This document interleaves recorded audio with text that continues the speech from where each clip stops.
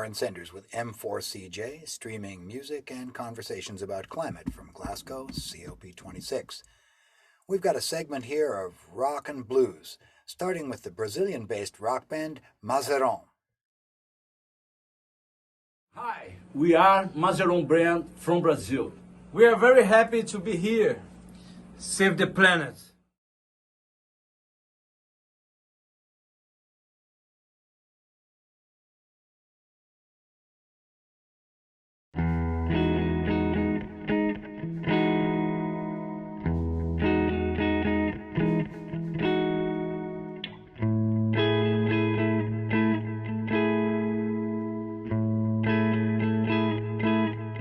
Festa sem fim, te vejo outra vez.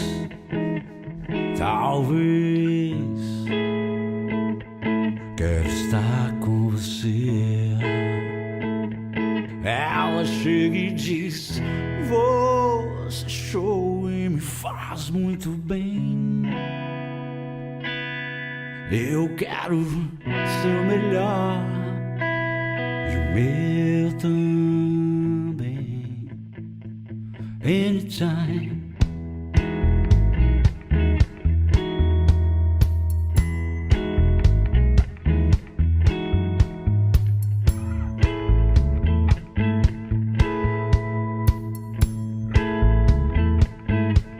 Noite é tão fria, fumaça e embriaguez. Nonsense. Bom estar com você. Festa sem paz, loucos normais, menos nós. Gente quer muito mais. Ela chega e diz: você achou e me faz muito bem. Eu quero ser o melhor. E o meu também. Me leva daqui. Oh, menina, você faz tão bem. Bom suar com você. Ir além. Every time. Pararara pa pa pa bara. Pararara pa pa. Uou!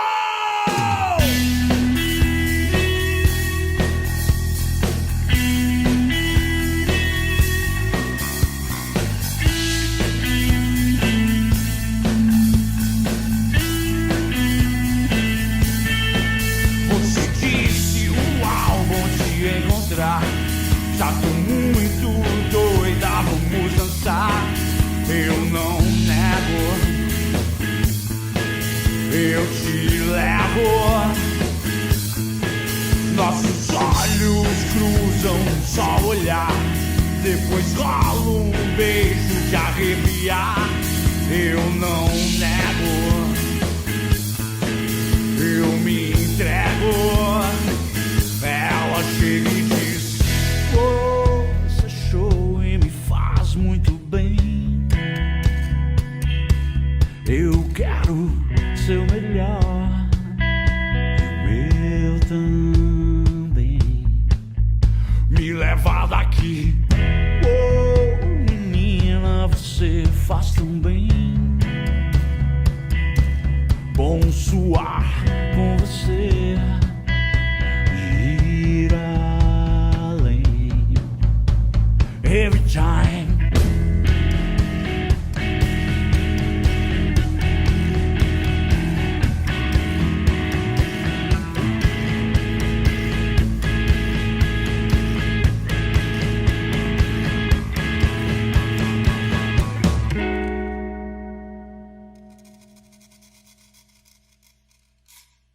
That was Mazeiron from Brazil.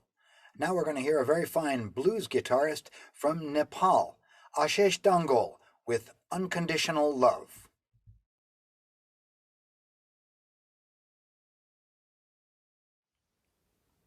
नमस्ते। जलवायु परिवर्तनको कारण नेपाल लगायत अरू धेरै मुलुकहरूमा बाढी पहिरो जाने तथा अरू धेरै डरलाग्दा समस्याहरू देखा परिरहेका छन्। खेतीयोग्य जमिन तथा वनजङ्गलहरूको विनाश हुने कार्य जुन जारी छ, यदि यसलाई हामीले समयमा नै रोक्न सकेनौँ भने यसले दीर्घकालीन समस्या त निम्त्याउने नै छ, साथै यो समस्या हाम्रो भावी सन्ततिले भोग्नुपर्ने पनि छ। त्यसैले विकासको नाममा जुन विनाश हुने कार्य जारी छ, यसलाई हामीले समयमा नै रोक्नु पर्दछ र यसलाई रोक्नको लागि हामी सबैको साथ पनि चाहिन्छ। सबै मिलिजुली वातावरणको संरक्षण गरौँ र यो धरती मातालाई बचाउँ। धन्यवाद। Hi, hello, and namaste. I'm Asis Tongol from Nepal. I like to present you my song Unconditional Love with my bandmates Vikas on bass and Nitin on drums. Hope you enjoy the song.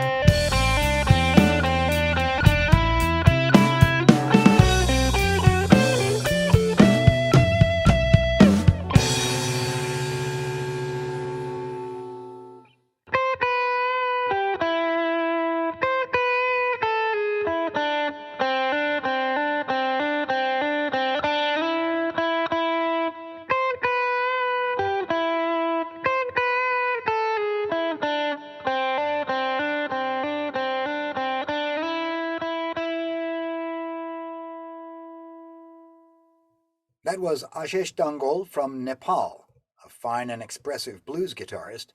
Now we're going to move to Ithaca, New York, where we'll hear from the Crow Weaver Band, an environmentally conscious group of rock players who've been playing for the community for years.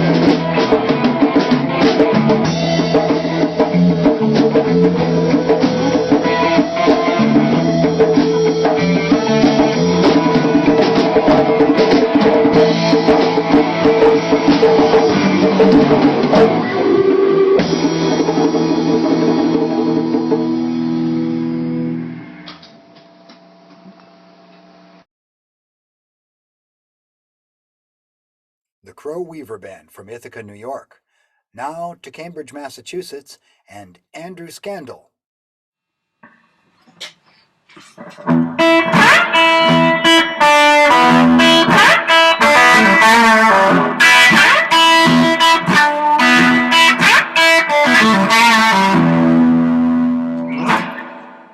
Hi, my name is Andrew Scandal, and it's time for the people of the world to start taking some action on climate change. If not for us, then for those who we will care for most, our children.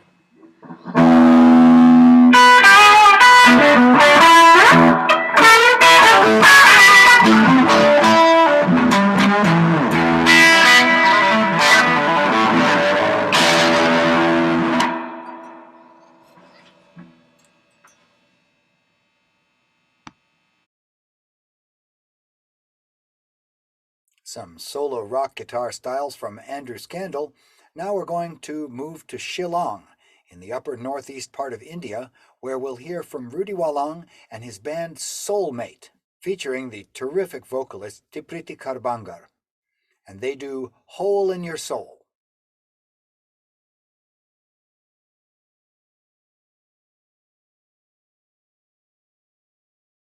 Hello everyone, we are Soulmate, the blues band from Shillong, Meghalaya, India, and I am Little Mama Tips. And I'm Rudy Wallang, and the name of the song is Hole in Your Soul.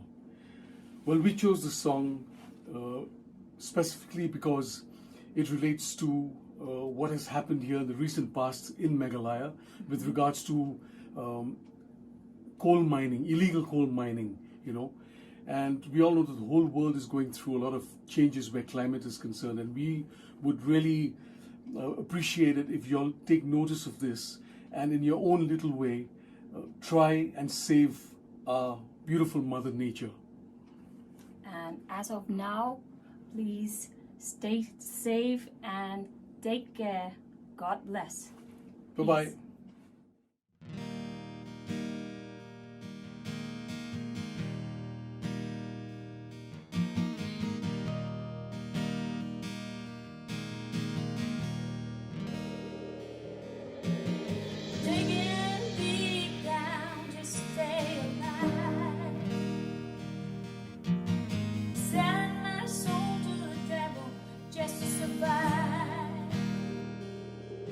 I don't want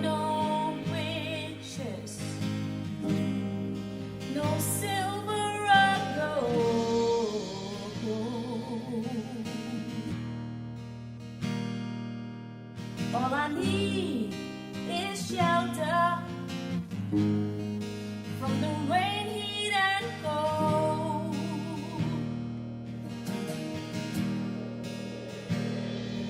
And you just want more than you ever need. This war will never fail. Your heart full of greed,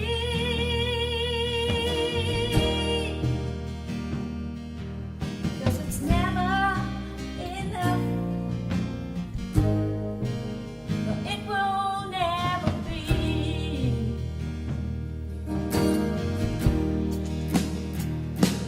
And that hole in your soul is getting bigger every day.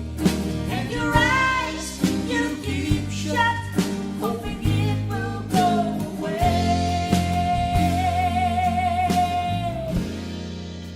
It won't go away.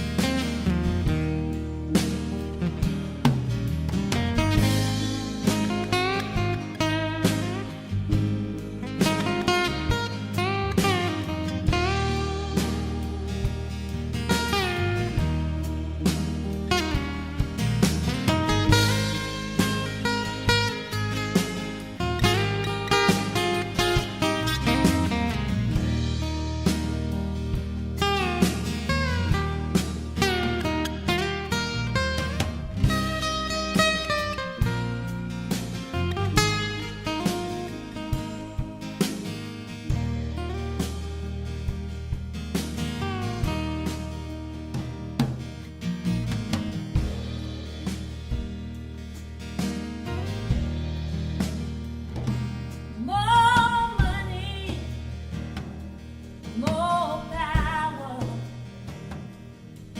more control, every minute, every hour. You need to feed your big ego.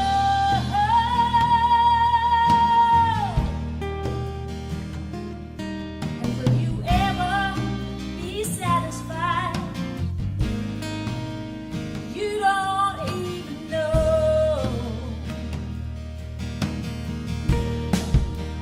'Cause you're selfish and you're a fool. And in this world there are no rules. But it's gonna come back and bite you one day.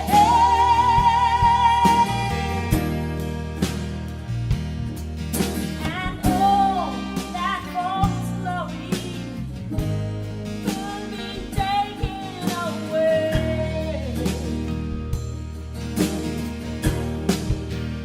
And that hole in your soul is getting bigger every day. And your eyes you keep shut, hoping it will go away.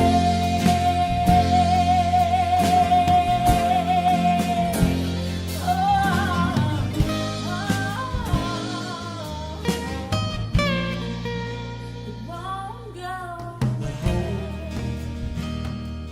in your soul. You gotta feel that hole In your soul, feel that hole in your soul. You gotta feel that hole in your soul.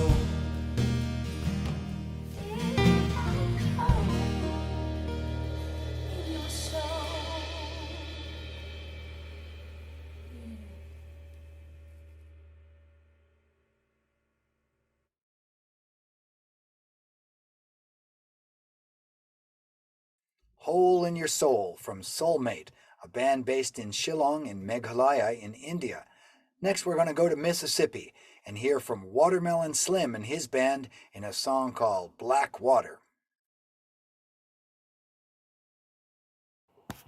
Hello, I'm Watermelon Slim from Mississippi, and this is my song, Black Water, which I wrote after Katrina hit so hard.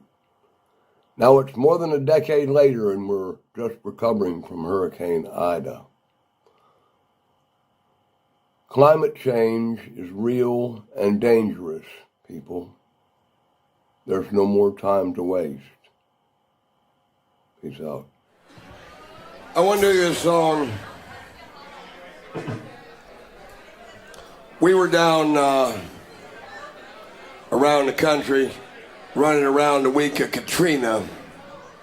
It ain't just the hurricanes, it's the long-standing problem of they drain the marshes out there so that the water could just roll right on through. There wasn't anything in the way.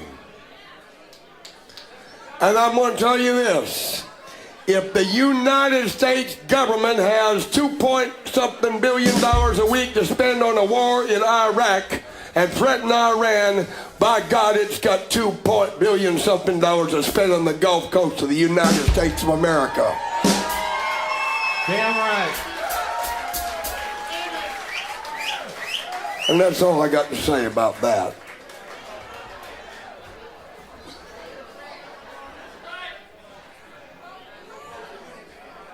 It pees me off. This is called Black Water.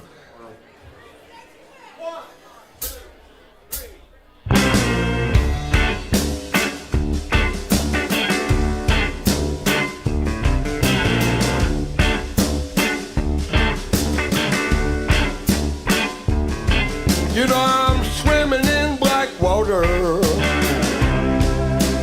now that the wind's died down.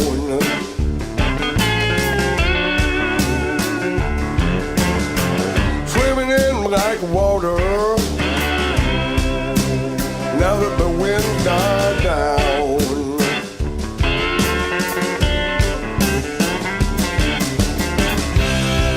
You took all my possessions, but it just weren't my day to drown.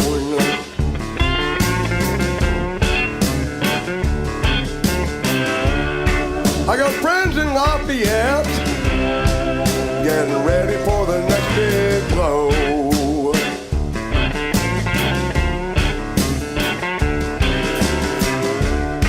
Friends in Lafayette and Pascagoula getting ready for the next big blow.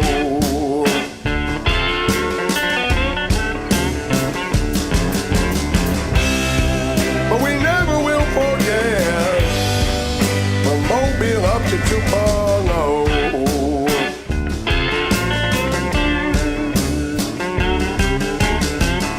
Now there's pals in Washington don't care about poor boys down here.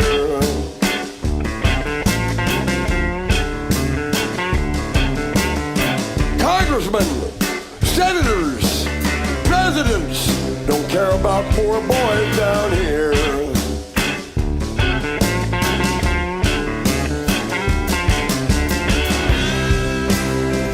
No, you don't think they give a damn if we was all up and disappear.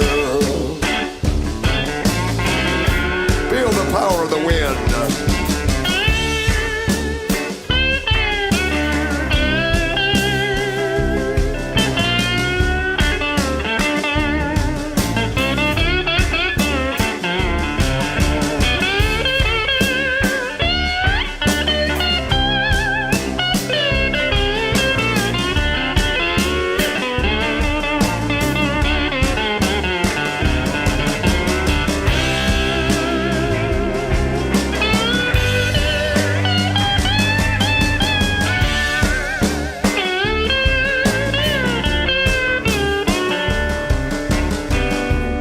Black water,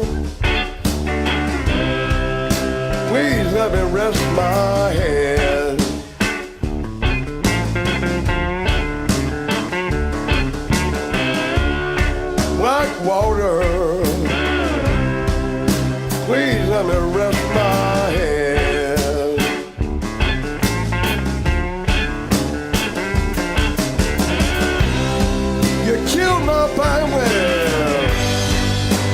city's where I'll make my bed.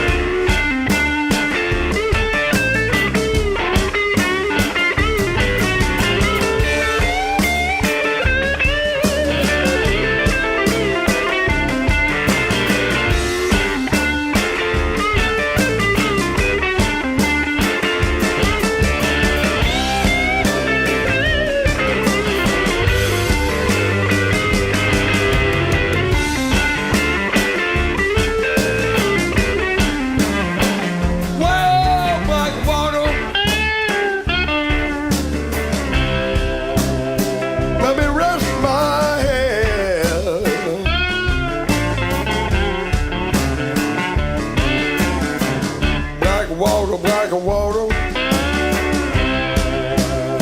Please let me rest my head.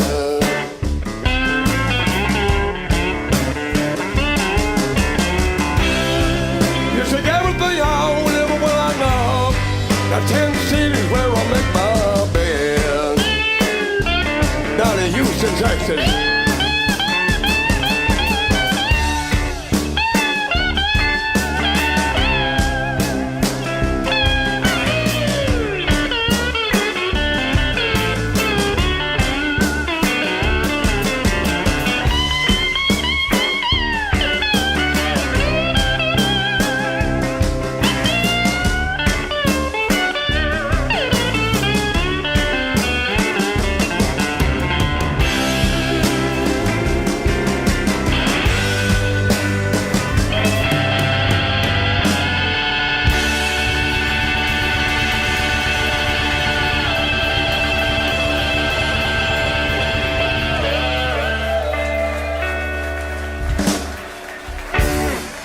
Thank you so much.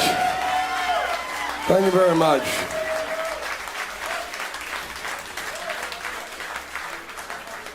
That's very important to me. I hope we solicit your prayers for the people of the Gulf Coast of the United States. That was the great Watermelon Slim and his band doing Black Water. I'm Warren Senders, and this is M4CJ, Music for Climate Justice. Thank you for listening.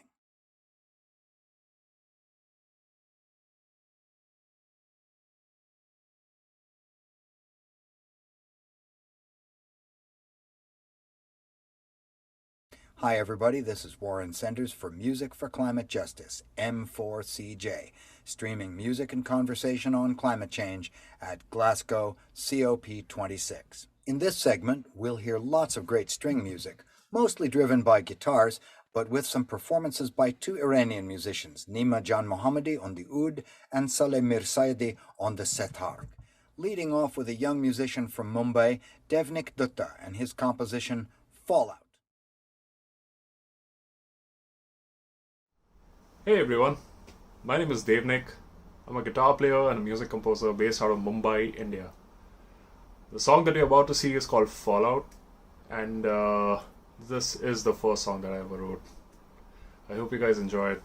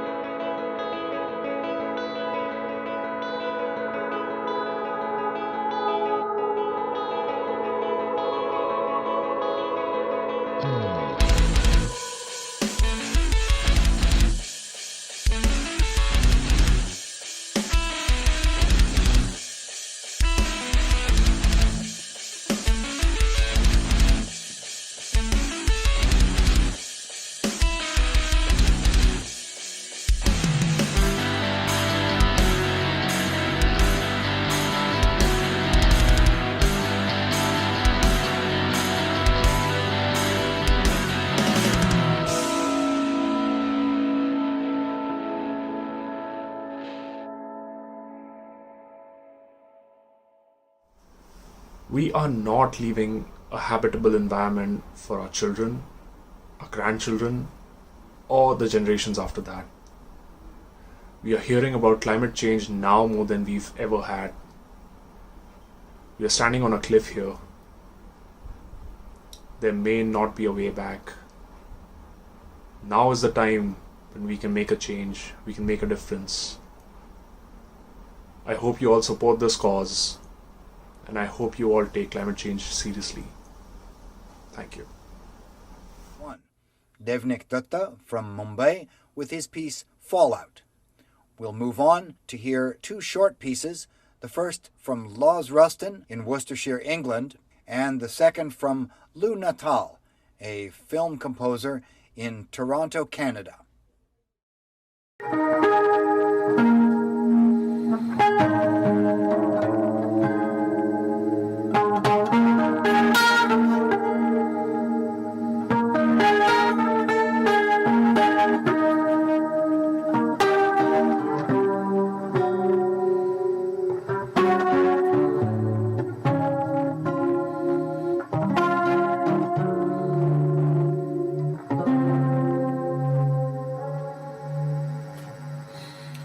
Lawrence Ruston, speaking from Malvern in England, and climate change is a danger to us all.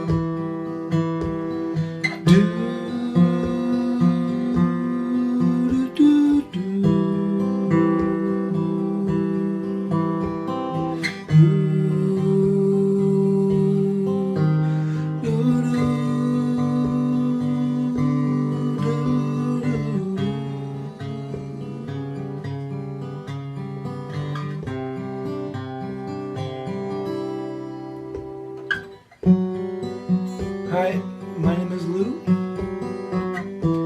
I'm a composer in Toronto, Canada. The idea behind this piece is simple and beautiful in its simplicity.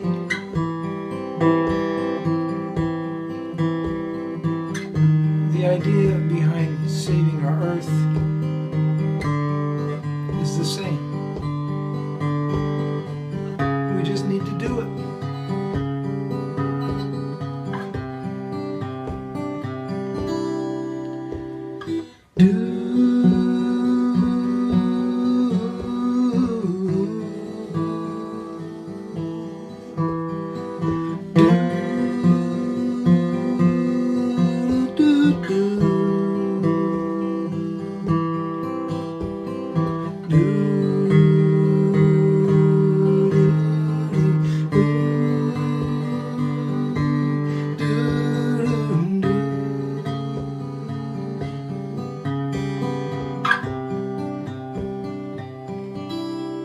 Simple, maybe not flawless. That was Lou Natal from Toronto, Canada, with a short piece that demonstrates the power of simplicity. Before Lou's piece, we heard Laws Rustin from Worcestershire, England, giving us a short guitar solo. Now we're going to move on to Chiara Negro and Igor Ferro, who are going to sing an old traditional song, Joli Coeur, as Chiara says, a rare traditional song without tragedy. It's about a young man who travels to France where he finds love and they get married. Ciao, Ciao, siamo Chiara Igor. da Ivrea, Piemonte, Italia. Vi faremo sentire un brano della nostra tradizione in lingua piemontese nella speranza che i nostri discendenti possano ancora gioire del verde che ci circonda e delle bellissime musiche di tutto il mondo.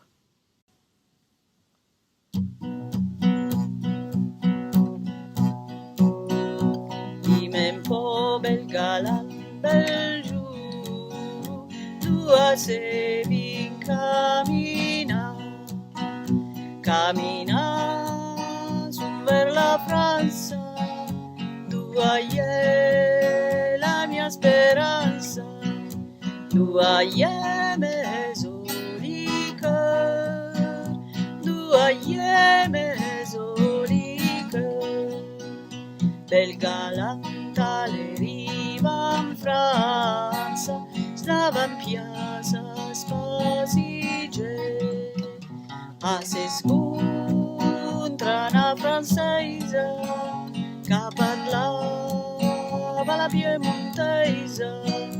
Oh monsieur, basez-moi bien, oh monsieur, basez-moi bien, alla piala per sue man bianche, an gruppetas latire, alla nalans le culine, dua ierbette fine, d'un tre votes alla base, d'un tre votes alla base. E adesso che la vei basame, per il galant mi sposerai, sale l'onde mi sognava, sale l'onde desiderava, dispuse soli cœur, dispuse soli cœur.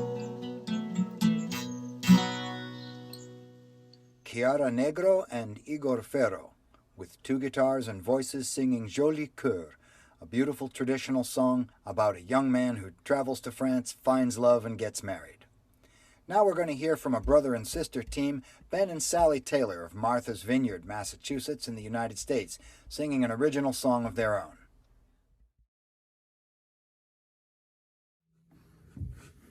Hi, I'm Sally Taylor. I'm Ben Taylor. And we live here on Martha's Vineyard in Massachusetts in the beautiful US of A. We feel very deeply about climate change because we know and believe that there is no planet B. Yeah, we believe we're all stakeholders in this land that we call the Earth, and we're very grateful to get to plant our feet on it. So let's keep it around and available to our children's children's children. Here's a song called Message to Leave.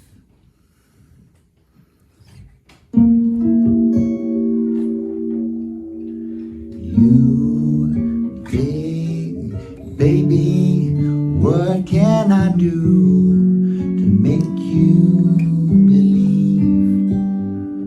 Tell me, what can I say? Where can I go? Who can I be? You big baby, what can I do to make you believe? I don't know what I could say, what chords I could play, what message to leave. Send me a message to leave, 'cause I won't be here forever. Send me a message to leave, 'cause I believe I can do better. Send me a message to leave, 'cause I won't be here forever. Send me a message to leave, 'cause I believe I can do better.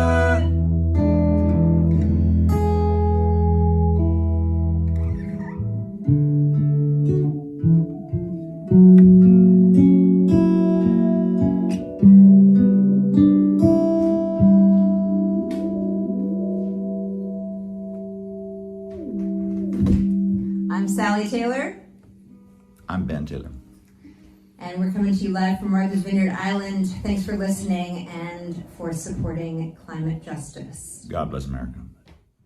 That was Ben and Sally Taylor from Martha's Vineyard, Massachusetts. I'm Warren Senders, and this is M4CJ, Music for Climate Justice. Coming up next, a series of short clips, the first one featuring Nima Janmohammadi, a musician from Iran who'll give us a short solo on the oud. He'll be followed by Rich Goyette from New Hampshire in the United States.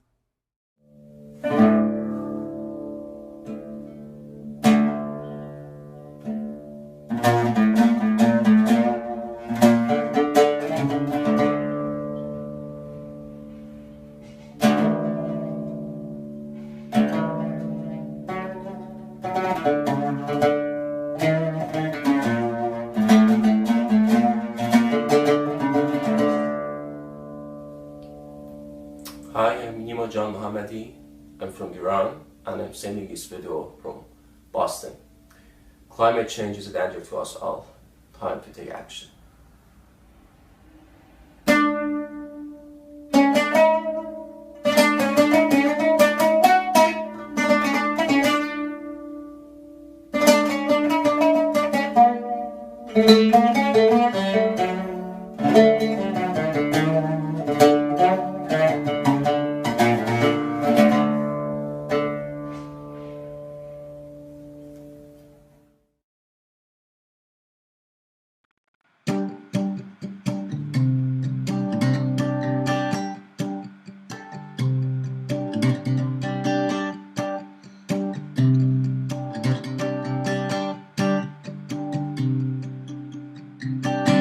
Good morning, it's me here.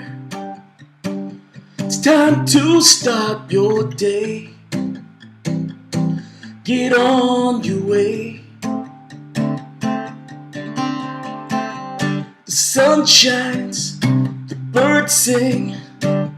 Nothing stop this new beginning.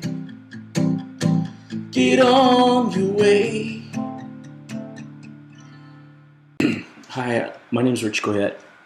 I'm a singer-songwriter. I live in southern New Hampshire. I'm making this video to bring our attention, to bring everyone's attention to climate change and what that means for us. You should know by now that climate change is real and that we need to do something. So I ask you to make a commitment to just changing our future, to saving our future, really. Thank you. As the week wears on, think of us keeps me strong. A reason to carry each cross I bear. It's simple reminders of what we share.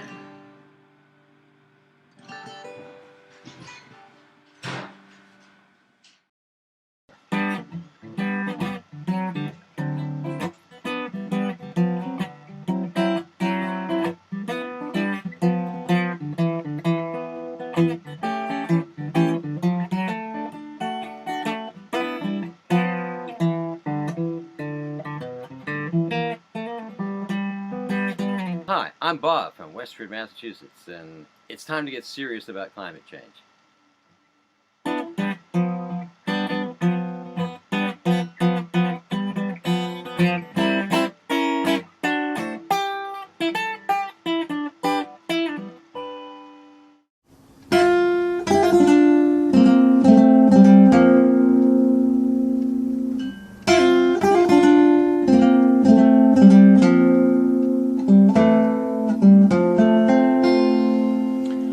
I'm Banninger, writer, public radio producer, and guitarist specializing in African styles. A lot of the music I've played and written about over the years addresses the responsibility we all share to take care of our environment. Don't think you can't do anything about climate change. You can conserve, you can speak out, and most of all, you can support and vote for candidates who are ready to act. Let's do it.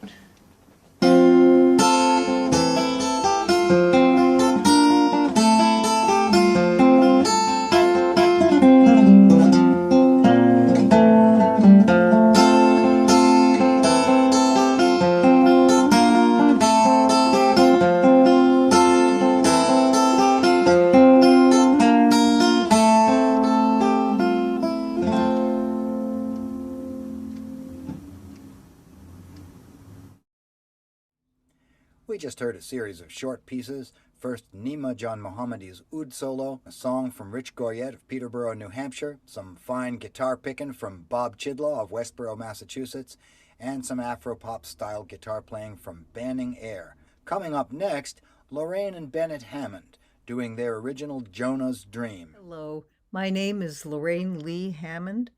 My husband Bennett and I will play you Jonah's Dream, a tune I composed. I am playing an Appalachian mountain dulcimer, a traditional instrument from the southern mountains here in the United States. And Bennett is playing a guitar. As glaciers retreat and sea levels rise, climate change is a threat we must work together to ameliorate. Please join the struggle. Thank you. Hi everybody, this is just our old favorite Jonah's Dream. We played it Feel Better.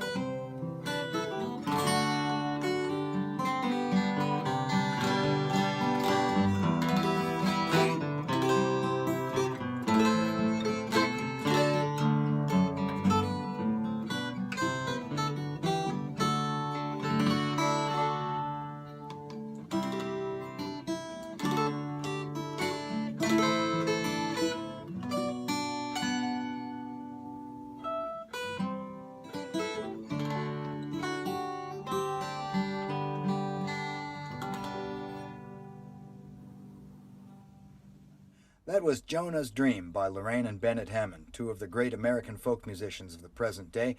We're delighted to get their contribution to the Music for Climate Justice project. Up next is the Iranian musician Saleh Mirsaidi playing setar. He's offering an improvisation in the Mahur scale. We hope you enjoy it.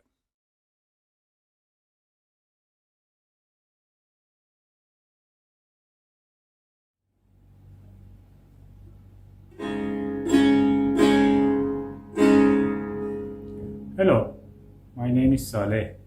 I'm from Iran and I play this instrument called the setar. Right now I'm in southeast of Iran, the area called Baluchistan, and I have been asked to play something on my setar for the occasion of Climate Justice Conference. I'm very happy to be participating in this, and I will be improvising in one of the Persian classical music scales called Mahur.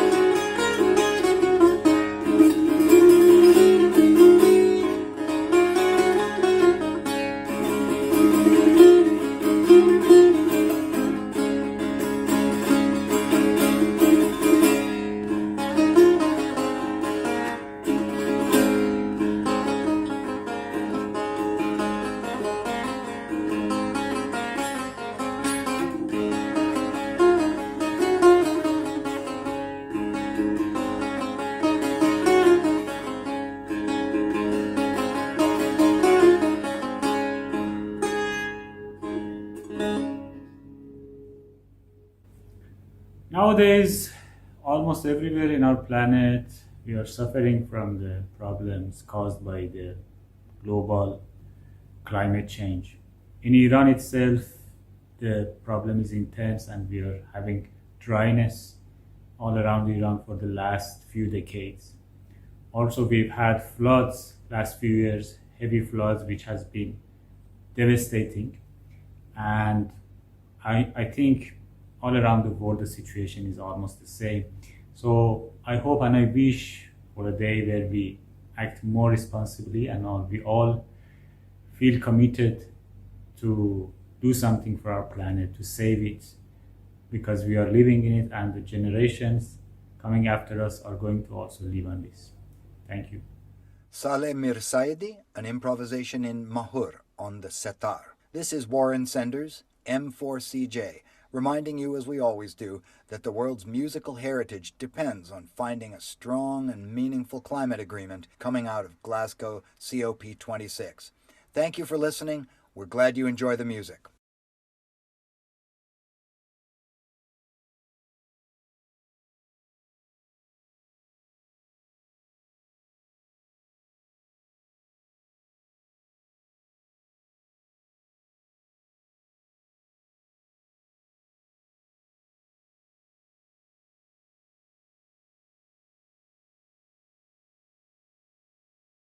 With me today, Jeff Titan, Jennifer Post, and Michael Silvers from Brown University, the University of Arizona, and the University of Illinois, respectively.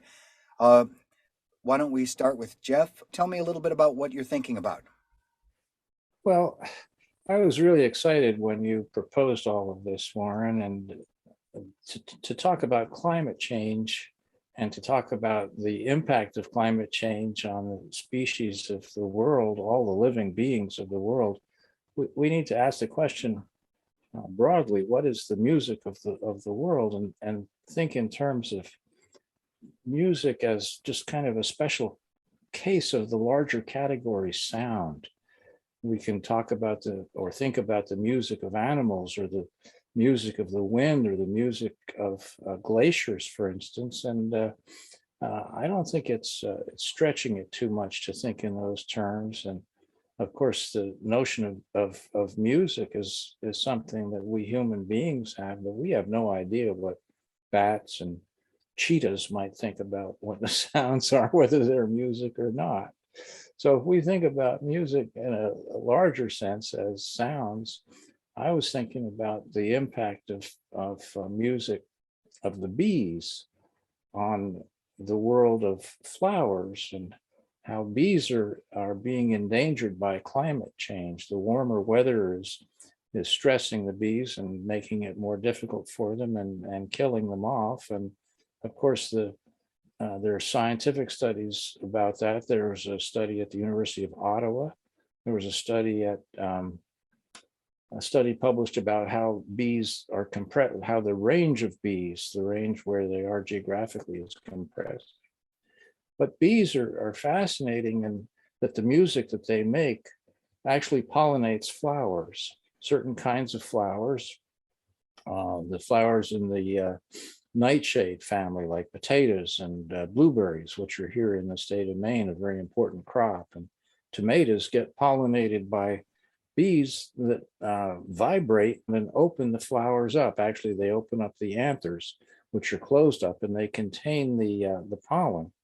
This particular flower just doesn't give its pollen to anybody, and when a bee comes, it lands on the anther and wraps itself around the anther and vibrates itself and makes that wonderful buzzing music, and the flower opens up, and then the bee bathes itself in pollen.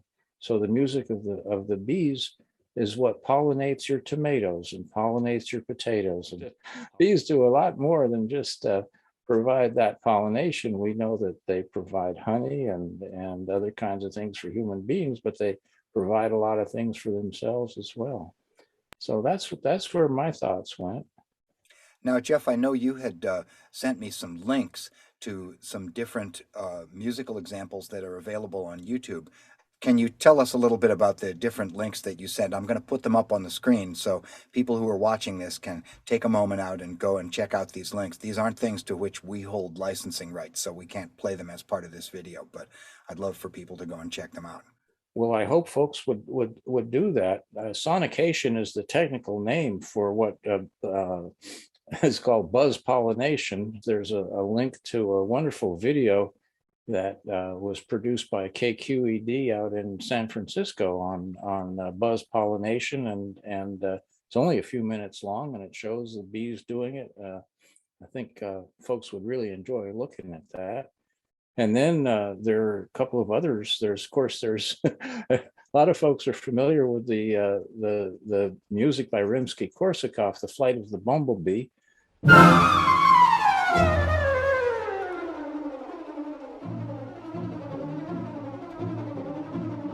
And then there's a traditional fiddle tune that's called Bumblebee in a Jug, and it's an onomatopoeic tune. That is, the tune, the sound of the tune is supposed to imitate the sound of a bumblebee. One of the links is to a fiddle player named Henry Barnes, a really terrific fiddle player.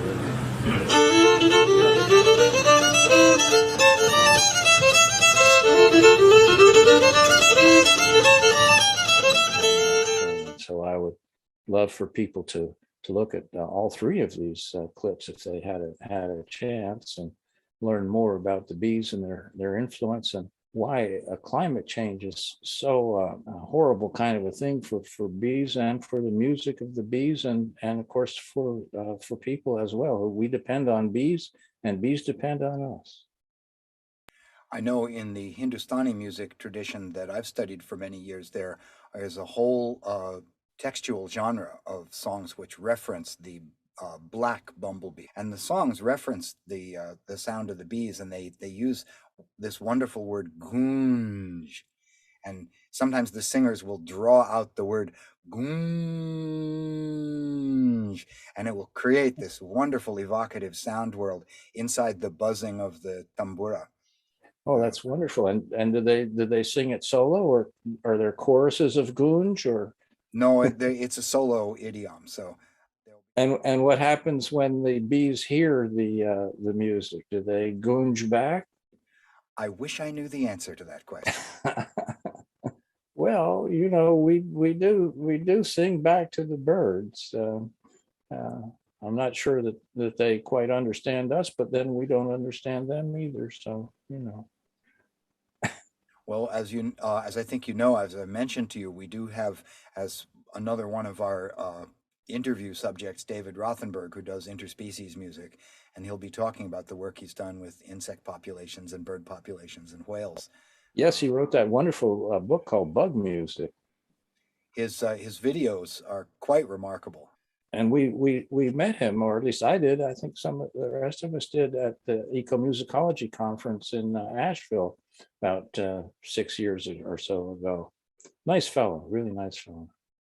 What do you think about expanding the notion of music to include sounds of animals and sounds of plants and sounds of glaciers? Well, of course, this is what I deal with in Mongolia, where people in Mongolia, the herders that I work with, they think holistically about sound and about the environment that they live in. So that's nothing unusual. That's unusual for Westerners, so-called Westerners, but not so much in many other parts of the world. In the Western world, we continue to divide nature and culture and identify them in specific realms, in a sense. And the people that I work with really don't see those divisions, or at least they certainly don't see them in the same way. They see their relationship to the natural world as being holistic, in that they are part of it in the same way that the rest of the natural world is part of them. And they are therefore acoustically, sonically dependent on one another. And any sounds that are made, or sounds that they make, are really part of a whole. I wanted to talk a little bit about how climate change has impacted herders in Mongolia. It's a very rural environment, and they are, many of them are living, it's a subsistence form of living. They have recently moved into a new form of economy, which has affected some of the decisions that they make, and ultimately affected the land. But climate change itself is doing to them what it's doing to the rest of the world, but the impact in some respects is different. There are higher temperatures in Mongolia than there have been, and quite alarmingly higher temperatures, and therefore there is a greater drought. At the same time, there is more rain and more sudden storms, and so there is flooding that appears.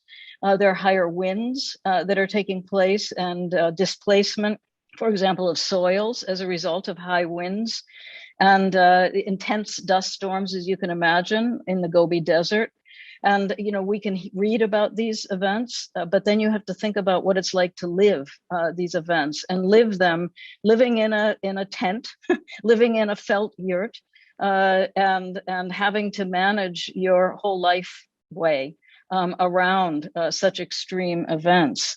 There are insect infestations that take place and have been taking place recently. There are higher levels of disease in animals. Lower birth rates among the animals, as well as lower milk yields. And that, of course, is yielding lower health among both the humans as well as the animals. And since they do think holistically, they really do think about human and ecological well-being. They think about the whole of the well-being of their community. And their community is often comprised of their family and an extended family, and then the land and all of the beings, and the grasses and the trees and the livestock, but the wildlife and the birds that are around them. It's a realm, in a sense, that is really very much part of what they relate to and they care for. One of the things that happens in relation to, and has been happening in relation to climate change, is what is called the tsud. Sometimes you can call that a deadly winter. And they're more frequent than they have been. And this is a period of snow or ice and bitter cold, you know, way below zero. And it's impossible for the animals to graze. It's impossible for them to find grasses. And it leads to mass livestock death. Every year, animals are dying, and more and more frequently, they're dying. 10 years ago, in Tsud, killed 10.3 million livestock in Mongolia. And it was 22% of the livestock in the country. And you can imagine what this does to the herders. It sends this chill of fear through them. As soon as the weather gets bad, they've developed this sense of fear, and especially around the Tsud. So I see the devastating impact of climate change on the local herders when I'm there. I hear stories from them. So a few years ago, when I was in Bayanolgi, which is in Western Mongolia, I was traveling with some people who told me about this high wind. I think it was in June. And they said, you know, the wind started in February and it didn't stop. It just continued. And what happened as a result, and it's a swirling wind. And as a result, all the soils were displaced, and the grasses and herbs couldn't grow, and therefore their animals couldn't eat. And the person that was telling me about this in his particular location said that he tried to keep his cattle alive. And then ultimately, nearly all of them died. And then many miles away, I spoke to another man about his horses. And he said that he had lost some horses, but most importantly, it had affected the birth of young horses. There was no replenishment of their herds. And another person that I spent some time with, that I stayed with, had a herd of yaks. He lives way up in the Altai Mountains, and he had 80 yaks. And among those 80 yaks, 70 of them died because of that. Because of the winds. And so there are these direct relationships to climate change that are impacting these herders in horrific ways. And many of these events are connected to sound. There's the sound of high water in flooding that we all know. But there's also, and this is really important, there's the absence of water. Traveling, I see as often empty lakes where there's no sound, and there's no sound of birds around the lakes. There's no sound of the animals grazing because it's empty. So that's a silence-scape. Herders describe the terrifying sound of high winds that come rushing down through the mountains, and there's a particular sound, but they say that it's just so scary. And it's gotten worse, and what it represents is a very, very serious storm arriving. And related to that are the sounds of lightning and thunder, and that surprised me to hear people look so terrified about lightning and thunder. But that's because the extreme storms now So when they see the lightning and they hear the thunder, and they think this is potentially something that's going to be out of control. I no longer have control over my life. And they listen, of course, to sounds and sound signals of birds, and they actually move in connection sometimes with the sounds of birds. When they hear a particular bird calls, they know it's time for them to begin to pack so that they can then move to their next site. But they're not coming in the right time framework anymore. And that is throwing them off as well. But let me talk a little bit about music, and I'll reference a few pieces of music. Songs reference resources. So there are different genres of songs. And among the people that I work with, they have genres of songs in which they sing about their land, and herders themselves write the songs and sing. They pass the songs from generation to generation. And so they become part of the community's collective memory. And so sometimes the songs continue to reference resources that have degraded or disappeared. And sometimes the singers speak out in song. So in one example, one singer singing about a place where his livestock graze, and just, you know, many of the singers sing about places, and they're really important to them, and they mark places, and they sometimes map places through their songs. But he was singing about a place, and in the last two lines of one verse, he said, "It doesn't turn green, and our resources are gone. Oh, what will happen over time?" So the singer's name is October, and he was a herder who I met in the countryside, of course, and he wanted to share his song with me, his songs with me about his homeland. October from Bayanogi, in the Delun region of Bayanogi. Sang a multi-verse song for me, and this was one of the verses that he sang. Eşinde köp yılkının biyelerim bosaydı onu oylasam cüyelerim. Parmalım yer kayıskan jutka ketip артында kedey boldu biyelerin. Артында kedey boldu biyelerin. So songs are used to share responses to the changes, including the tzud. And I think I was most blown away to hear a song from a singer named Altai, who's a very good friend of mine, a herder who spends his whole life deep in the grasslands and the mountains. And it's a song that was passed in his family. And it's, as I said, it's about the tzud. It's 5 verses long. And one of the verses he sings, "My poor mares, among my many horses, I become sad when I think about it. All my animals died in the tzud, and the owner became a poor man." The way this song goes melodically and in terms of his performance style, it's haunting. That's the only word I can think of right now. There's this haunting feel to it. It's a beautiful, in a way, it's a beautiful production in relation to the song. Altai is a man in his probably his late 40s or early 50s. And as he sings, as he says to me, "I sing with the voice of my grandfather." So he uses old styles of singing because that's the way he chooses to sing. And he takes his family songs and he passes them on. And so something like the tzud is something that isn't alien to Mongolia. What is dangerous is that it's become more and more frequent.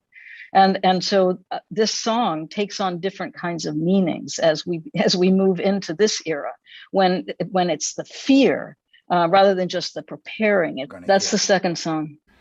Eşinde köp yılkının biyelerim bosaydı onu oylasam cüyelerim. Parmalım yer kayıskan jutka ketip артында kedey boldu biyelerin. Артында kedey boldu biyelerin.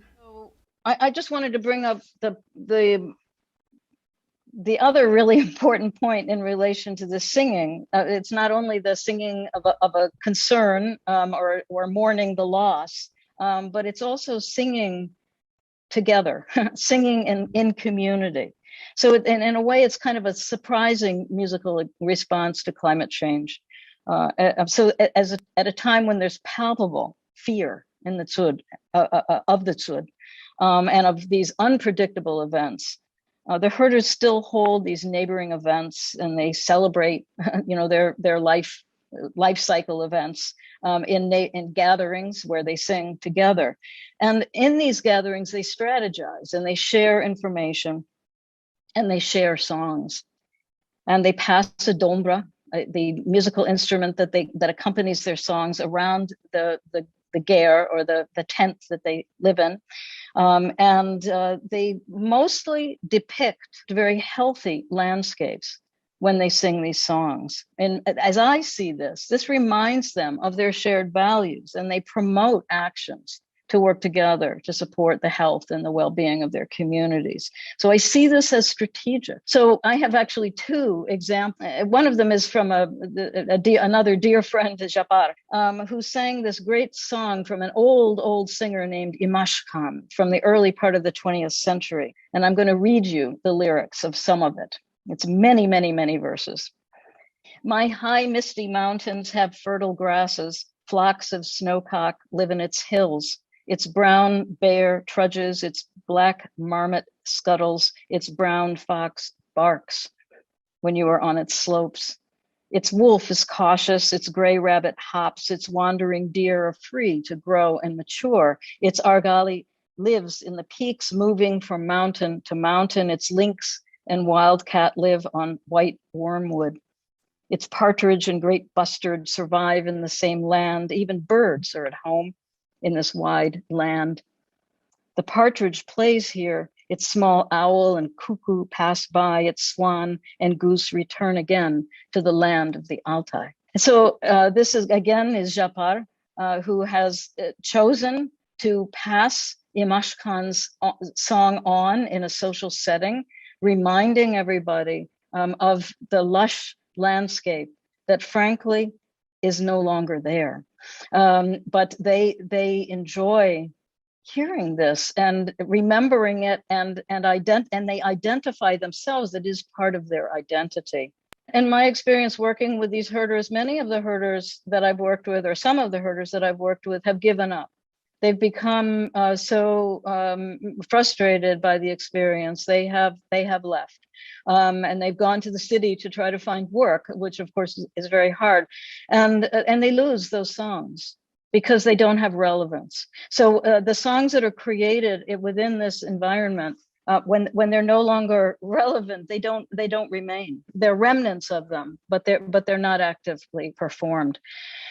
And I did actually, this very man, Japar, he moved to the city to become a professional performer. During my period of time, I've been working for 18, 20 years in Mongolia. So after about 10 years, he moved into the city, and I went to him several years later, and I said, could you sing that old song that you wrote about your time in the grassland? And he couldn't remember all the words. He couldn't remember it because it wasn't relevant to his life at the time. So it was very interesting. Songs are, after all, where we keep our memories. Yeah, no, it's true. So finally, very, very briefly, I just wanted to share a few lines from another singer named Len Khan, very, very also dear man. And he sang, again, a longer song, but a piece of this is very meaningful. And he was ignoring, as he sang this song, ignoring for a moment the melting glaciers nearby, that he could look up and see them almost melting, the dying forests nearby, and the disappearing wildlife. And he said, the Altai mountaintops are covered with snow, and the slopes are forested, where wildlife live and eagles fly around its peak. Its ibex and argali with a horn-like moon live in all of its valleys. There are two kinds of deer The soft breeze blows in summer in our settlement.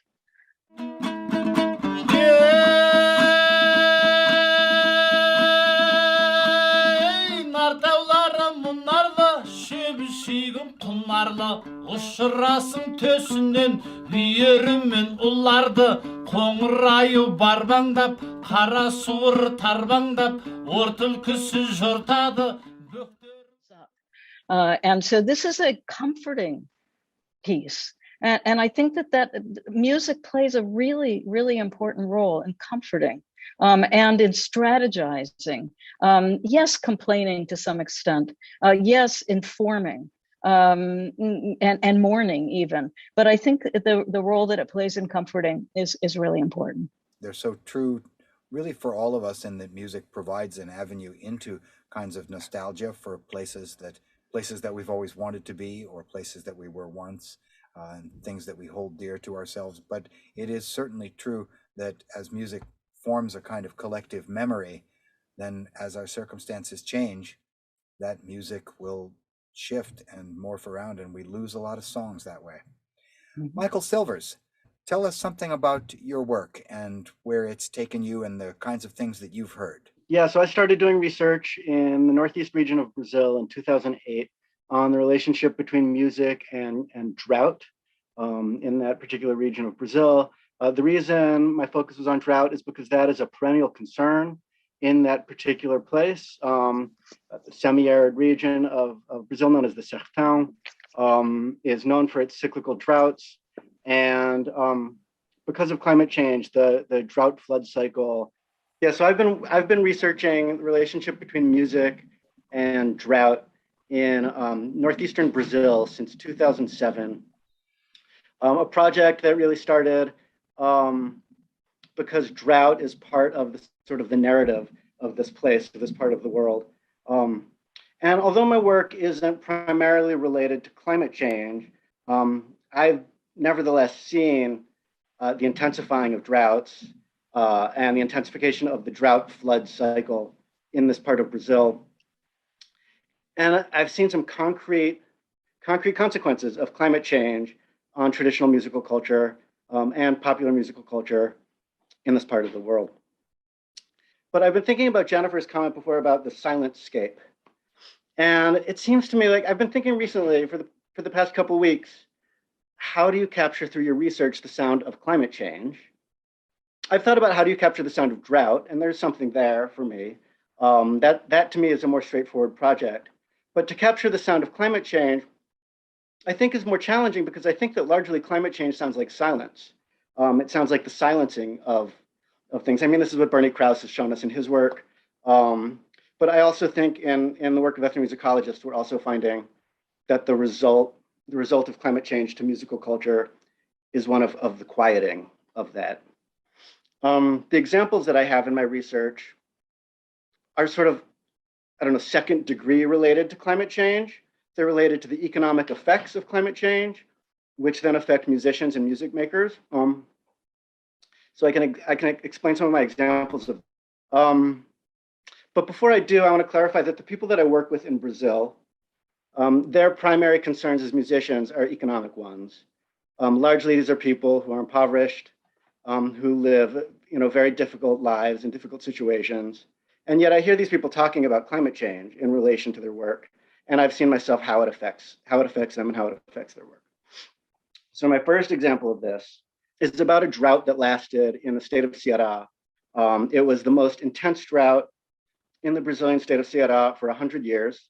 One of the consequences was that funding for carnival in this place was curtailed by the state government. And there was a whole discourse over these 6 years about the idea that money shouldn't be spent on things like carnival when extreme drought is so expensive. So you have this sentiment among the state government that somehow these are two things to be pitted against each other, right? The celebration of carnival or the cost of extreme drought, meaning that the poor don't become included in this kind of celebration that is stereotypically understood as a space for the inversion of social norms. My other two examples are also related to economic situations. Recently, I've been doing research with fiddlers, with traditional fiddlers in the same region of Brazil.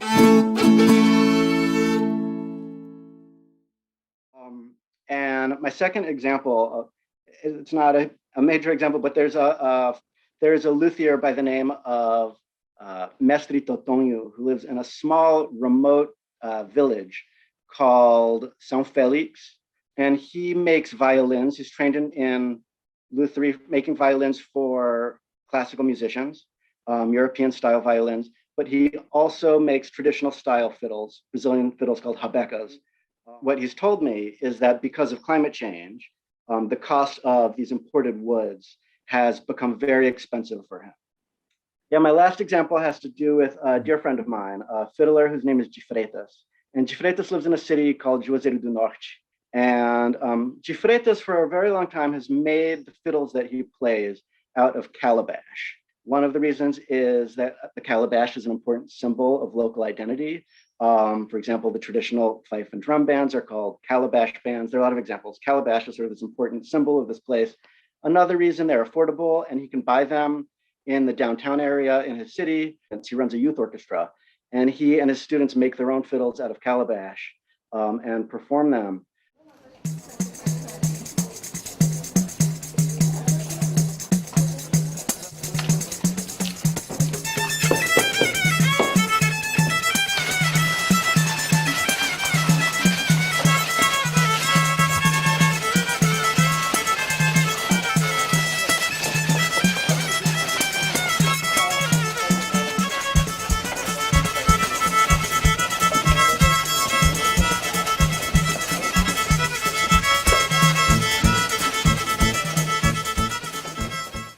But what's happened in the past few years is he can't find calabash big enough to make his fiddles anymore.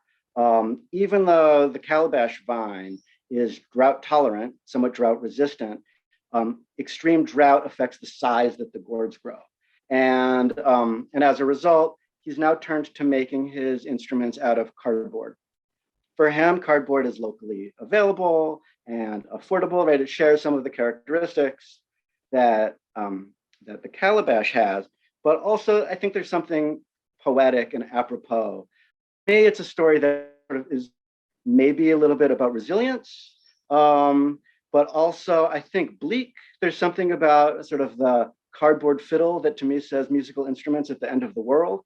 But for him, there's an element of hope in his story and in his fiddles. He's told me once, my instrument speaks to the moment. His cardboard fiddles speak to the moment.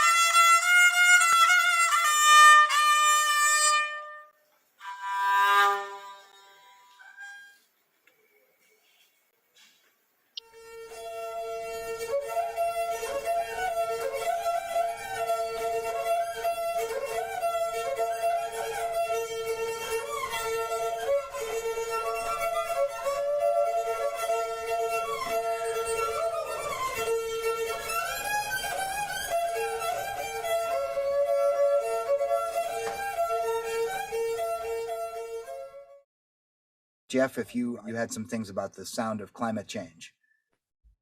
Yeah, I could say a few things about that in relation to, also in relation to what Jennifer and Mike have said earlier, the sound of silence, the sound of loss, the sound of grief.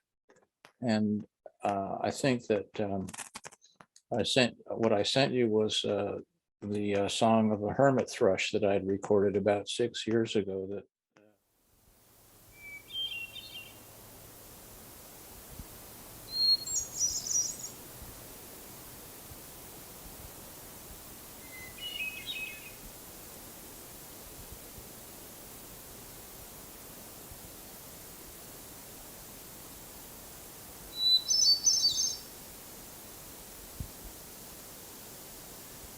it's a common bird in the northern part of the United States. That's its breeding range, and climate change is moving it northward. So it will be maybe in 40 or 50 or 60 years, according to the Audubon Society, that we won't be able to hear that sound in the United States. Of course, they'll presumably still be able to hear it in Canada if their lifestyles haven't changed too much. But what got me thinking about all of that was that I heard something in a storm in 2014 that seemed to me like the sound of climate change. And interestingly, I didn't have the cultural background or the indigenous ecological knowledge that the herders in Mongolia had, because I would have recognized it at once as the sound of climate change and not doubted that it was. But immediately, when I heard this horrible storm and heard the trees toppling over and cracking and snapping, and said to myself, this is the sound of climate change, because I'm hearing it in this horrible storm.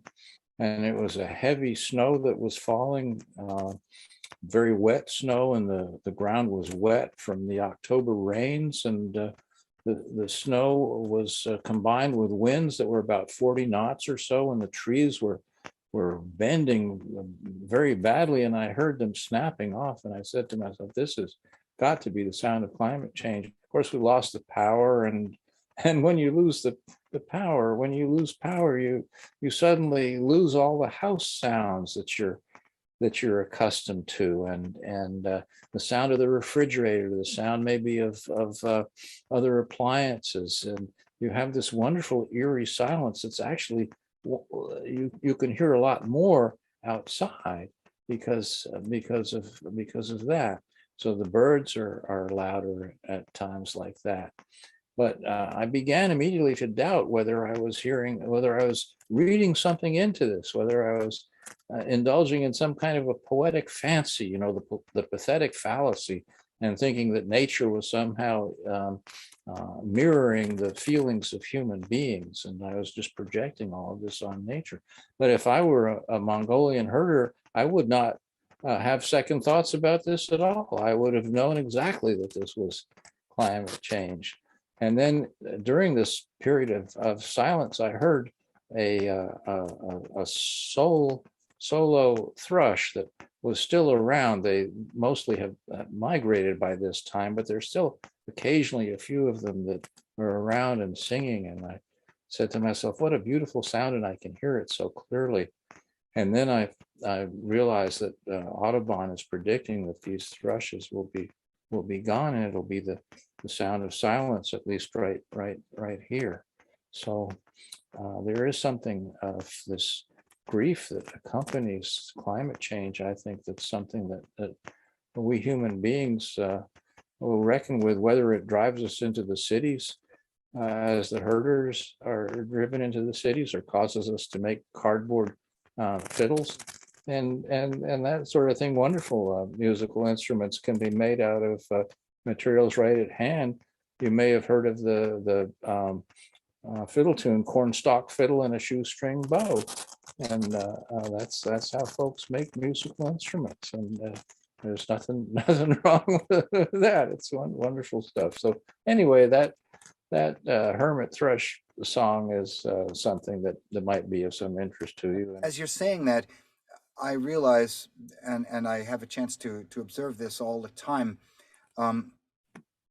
even among people who reject the notion that climate change is real, they're aware that something's wrong. They blame it on something else. They'll blame it on immigrants or on Black Lives Matter, or but there is, I think, a prevalent understanding, which is really, it's there for any of us, even people who have never really spent a lot of time in the wild.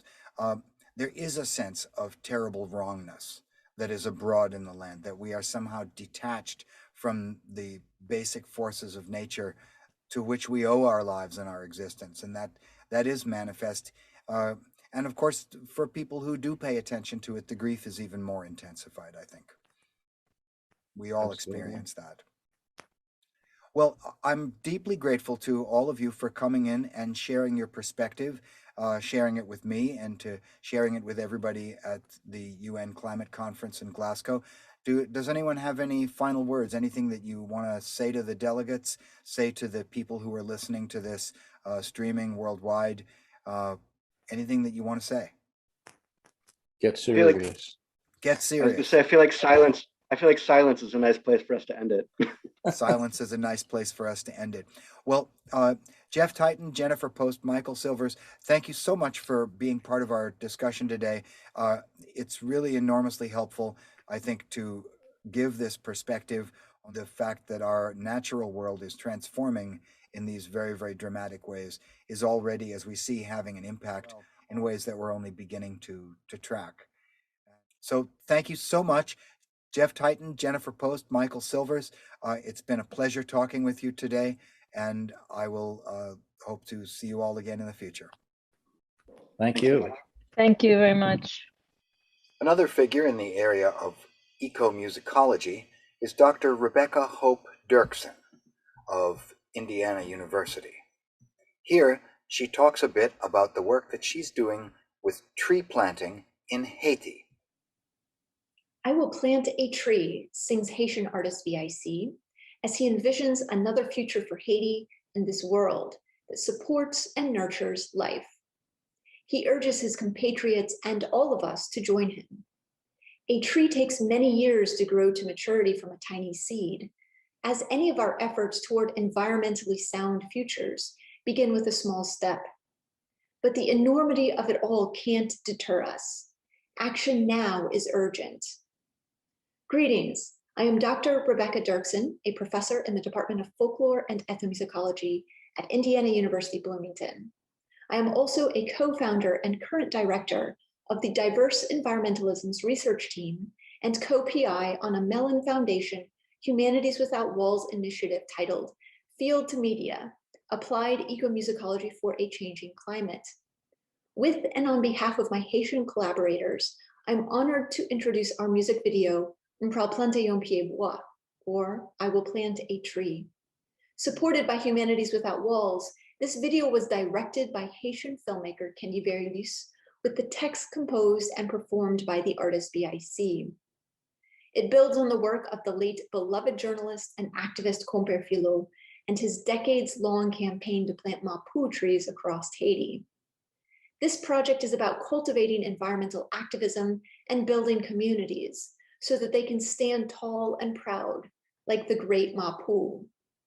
Follow along with us in the coming months as we release additional videos in this series on music, climate change, and environmental justice in Haiti.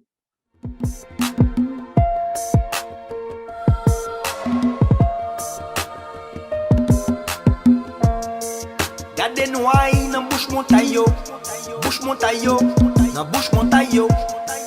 Gade pay nan tête rivière yo, nan tête rivière yo. Gade fay en bas que la terre, gade saleté en bas votre la mer. Gade trail pied boyo, trail pied boyo, trail pied boyo. M'gal blanc ton pied bois, bon passé m'gal blanc ton pied bois.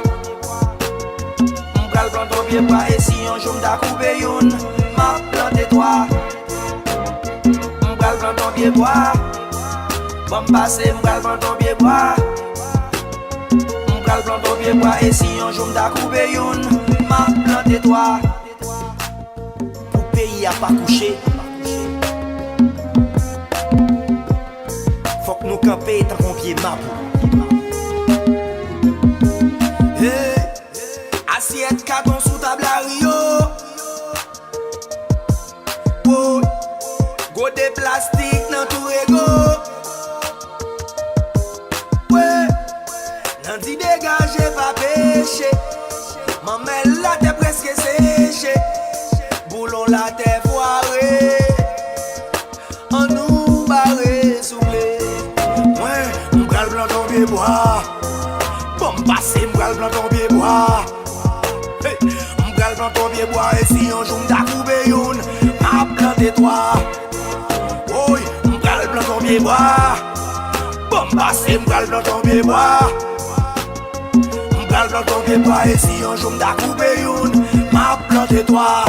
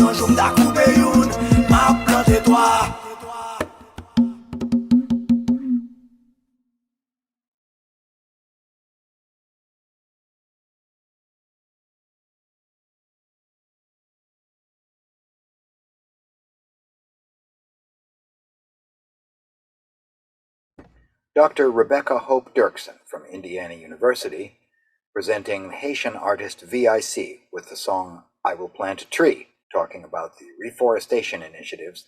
Now we're going to see and hear an extraordinary document from my old friend and colleague Michelle Kislyak at the University of Virginia. Michelle lived for several years with the Biaka Pygmies in the Central African Republic, and here she shares some extraordinary video that she shot while she was living with them in the 1980s. She talks about the relationship that the Biaka have with the forest that gives them life, and the lessons that that relationship has to offer us in this time of ecological danger.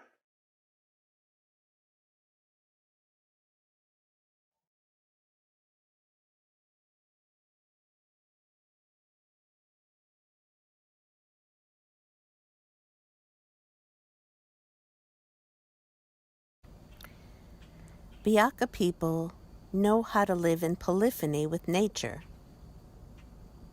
When they sing, I can hear them listening. I can hear you listening. This story is about to be told. Upon a future time, animals and plants and people might sound aloud their co-presence. Rippling from the drop of a voice, echoed from treetops, the sustaining chorus of a world allowed to sing back.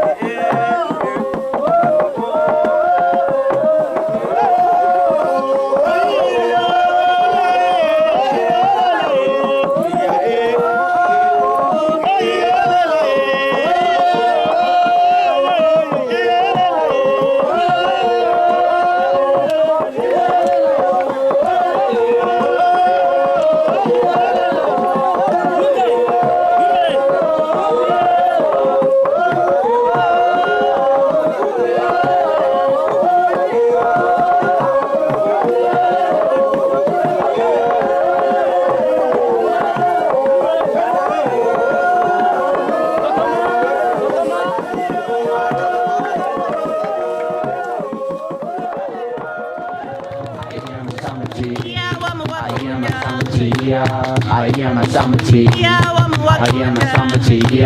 I am a somebody. I am a somebody. I am a somebody. I am a somebody. I am a somebody. Yeah, yeah, yeah, yeah.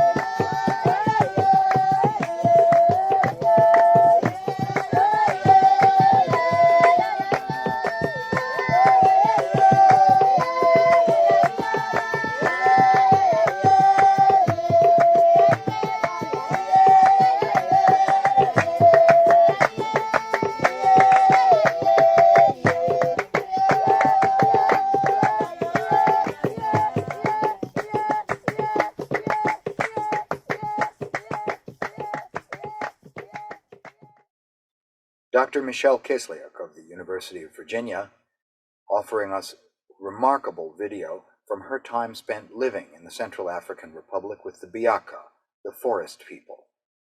I'm Warren Senders, and this is Music for Climate Justice, M4CJ. Thank you for listening.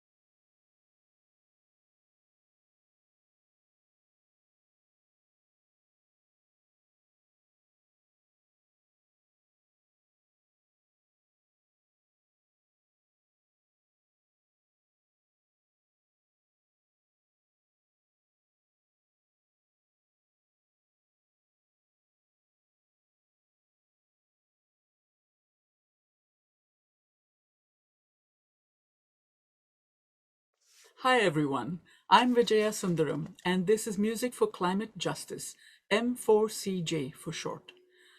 In this segment, we'll hear 5 very different pieces of music in 5 very different styles. In fact, the only thing that connects them is that all the musicians recently graduated from the New England Conservatory of Music in Boston, USA. We'll hear Max Fletcher play the lute music of John Dowland from the 1600s. We'll hear an original fiddle tune from Lily Honigberg and James Dale, and an exciting improvisation on the Korean kayagum from Do-yeon Kim. But we'll begin this segment with 2 original pieces. a beautiful guitar instrumental from Devin Ulibarri, and then Lampyridae, a remarkable song about fireflies from a trio of the same name with Caroline Dressler, Stuart Ryersey, and Julia Heibel. Before we begin, let me remind you again that our planet's musical diversity, all the songs and melodies and rhythms we love, they all depend on a healthy climate. I'm Vijaya Sundaram with M4CJ in Glasgow. Here's Devin Ulibarri with Greg's Song. Hello, my name is Devin Ulibarri, and I will be performing Greg's Song, a piece I wrote about my friend who became lost in a desert in New Mexico for 48 hours. I acknowledge the climate crisis and that we must do something about it now. It is within our lifetime that we must affect change. Thank you.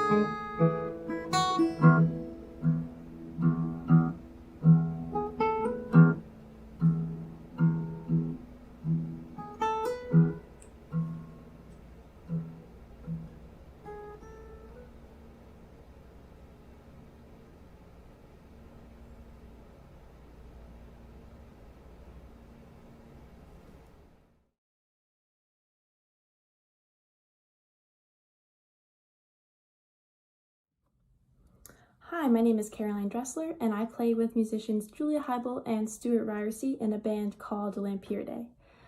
We formed 2 years ago when I was studying the impact of artificial light at night on fireflies of the species Photinus carolinus. Very unfortunately, firefly species are in decline worldwide, and light pollution is a leading cause of this decline. Anyways, I was studying Photinus carolinus in Pennsylvania, and Julia and Stuart came and visited me, and we played a lot of music together and decided to start our band. The piece that we're going to play for you today is called Lampyridae, which means fireflies. So it's the name of this piece. It's also the name of our band.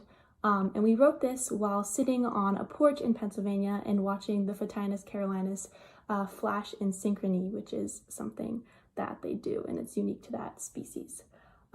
We couldn't be more honored to be here, and yeah, thank you so much for having us, and we hope you enjoy.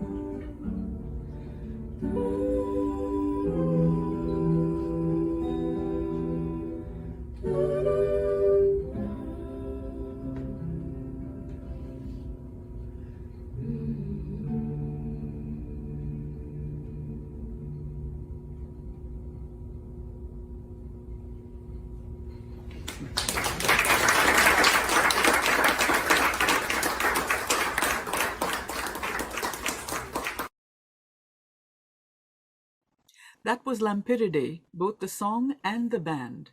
And before that, we heard Devin Ulibari play his solo guitar piece, Greg's Song. I'm Vijaya Sundaram, and this is Music for Climate Justice, M4CJ for short, at COP26 in Glasgow. We're listening to music from a number of young artists who are recent graduates of the New England Conservatory of Music in Boston, USA. Next up is a musician who plays the traditional zither from Korea, the hayagum.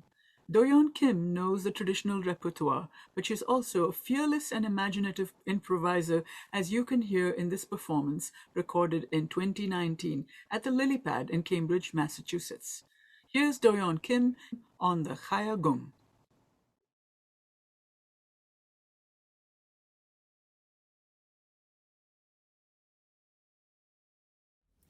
Hello, my name is Do-yeon Kim, and I come from Korea. And I'm playing Korean traditional zither, which is called hayagum. Today, I would love to share one of my solo hayagum improvisation pieces. Climate change is a danger to us, or in many ways, threatening our ecosystem, our oceans, our food, and our cultures. Please fight for climate justice, and please enjoy my solo kayak improvisation video. Thank you.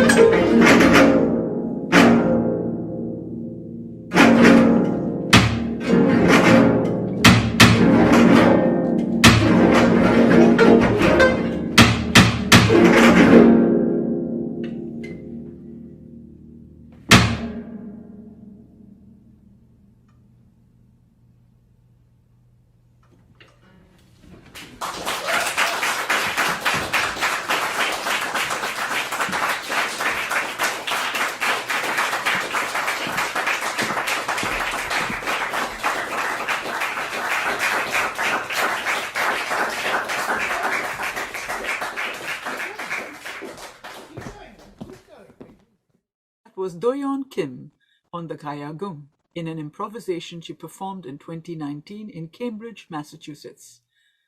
I'm Vijaya Sundaram, and this is Music for Climate Justice, M4CJ for short, at COP26 in Glasgow. We're listening to music by several young musicians who are recent graduates from New England Conservatory of Music in Boston, USA. In a few minutes, we'll hear Max Fletcher's rendition of John Dowland's composition for lute, La Mia Barbara. But before that, let's listen to the violinist and composer Lily Honigberg and her original piece for violin and bass, Sunrise Summit. Hi, my name is Lily, and I live in Los Angeles, California. This is a tune that I wrote called Sunrise Summit. I'm performing with my friend James Hazelwood Dale on bass. California has had record-breaking wildfires this year. It's very scary, but the scariest part is that extreme weather events and wildfires are intensified by climate change, and it's happening all over the world. So we need to take real substantial action to fight this climate change right now.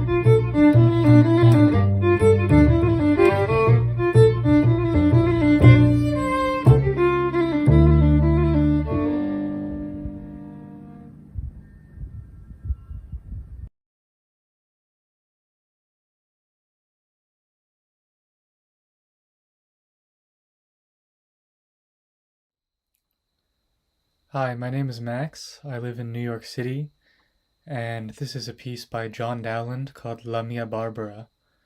I support the fight for climate justice around the world, and I hope you do too. Thank you.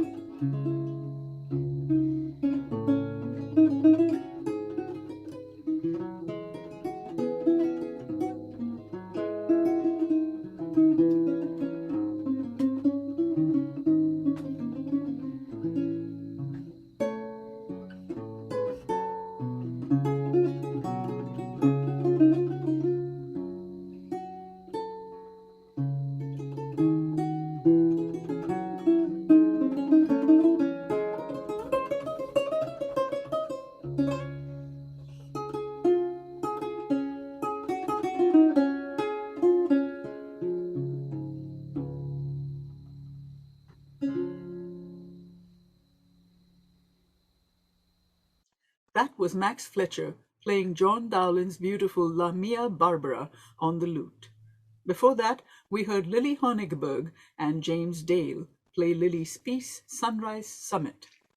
I'm Vijaya Sundaram, and this is Music for Climate Justice, M4CJ for short, at COP26 in Glasgow. We at M4CJ will be bringing you music from all over the world as part of our message.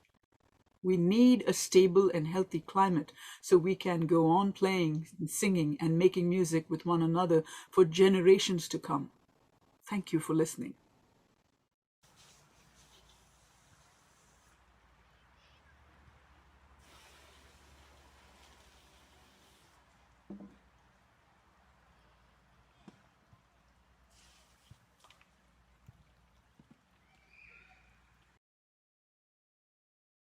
With me today is Dr. Olusegun Titus. He's from the Department of Music at Obafemi Awolowo University in Nigeria. He's a specialist in ecomusicology, and I'm going to let him tell us about this work. Dr. Titus, it's a pleasure to have you here with us today. Thank you. It's a pleasure to be with you. My name once again is Olusegun Titus. I'm a ecomusicologist and the Department of Music, senior lecturer.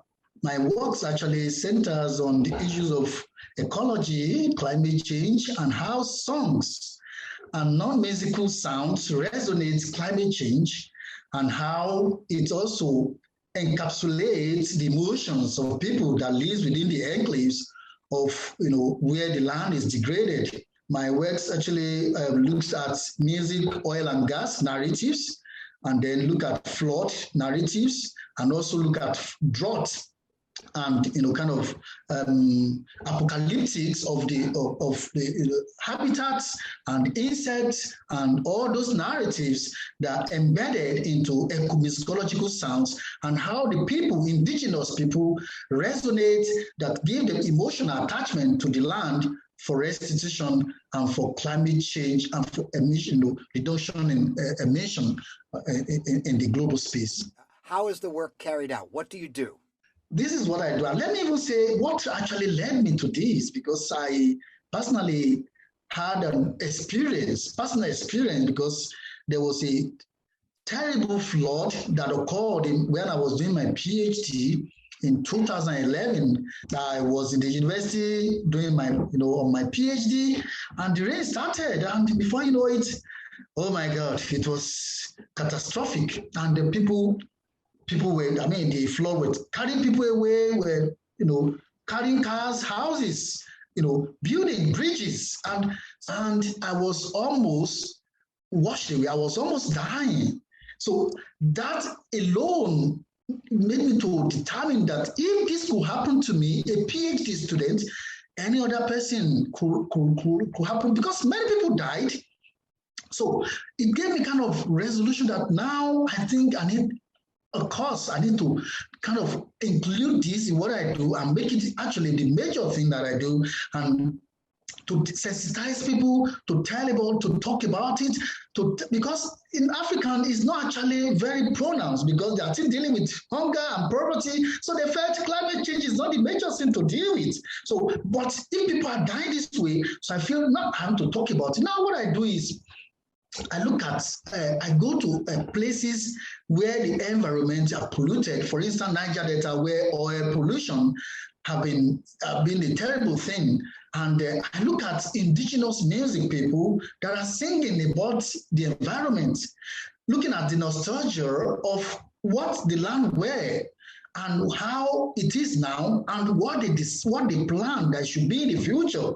I also look at popular music, and I interview people, how did they connect to this music? So music gave them a kind of eco-resilience, all right, to struggle and to survive, but also give them emotion of mourning for their land and their properties. So I look at musical cultures and pop cultures and non-musical sounds that resonate around the environment, and how they could sensitize the people on climate change, especially helping the policymakers to see the necessity of, attacking this, making policies that will make the life of people better and also to curb the emission in the global space. Let's make it personal. Tell us about someone that you met whose life was changed in this way, and what could you find out? I went to Niger Delta to find out, to actually see what is happening about oil,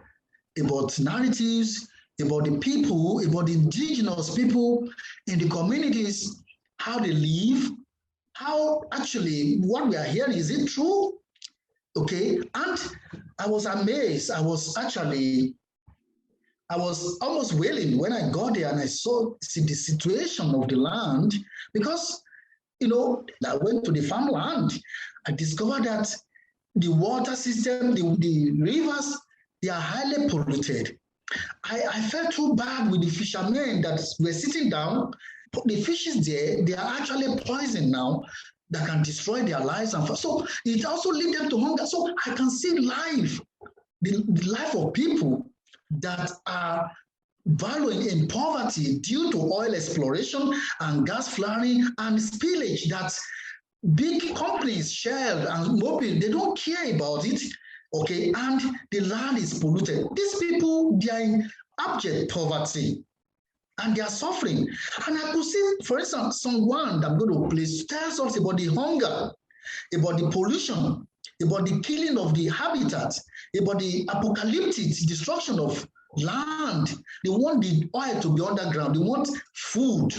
They want food sustainability. And, you know, also I went to the farm, okay, to see people that are farming. And it's the same story, because some of the food there, eating it is like eating poison. So these are, and there are songs that actually explain this, which I'm going to play in Song 1 and Song 2. Dr. Titus, you've brought some musical examples to our discussion. Can you tell us about the first song you're going to play? Yeah, thank you. The first song I'm going to play is by Joby. It's a pop music growing youngster in Niger Delta. It's actually, the song is titled Black Tide. Black Tide actually connotes crude oil, the black tide, you know, that flows, that have been excavated before refining. He said the black tide is actually destroying Niger Delta, destroying the vegetations, destroying the water waste, destroying the fishes. And actually, in late last year, we discovered that fishes were just dying. The oil spillage is actually killing them, killing the fishes. And you know, the farming system that have been disrupted. You see some old women, old men, they were crying that their lives are wasted because even their future, their children, their generation, their lands, because the land are being captured, taken away from them, and then excavating oil. So the songs gave narratives of the suffering of the people, the pains of the people, and that now the oil is going on and the effect cannot be seen, and that they want food, they don't want oil. Let oil be under the soil. Let the oil be. Pipelines that destroy their farms is bringing cancerous life, can make them, and pregnant women are getting actually, some of the children are getting deformed within in their tummy, and that they need now a stop into excavation of oil, and the suffering is enough. They want the government, not only government and their partners globally, to listen to them, because they want peace, they want kind of sustainability. So this song is a kind of comfort. The song can go all over the world to let the people know what we are passing through here. That is what the first song is all about. So the first song is Black Tide, and the name of the artist? Jebu. Yes. Okay. We're going to hear Black Tide.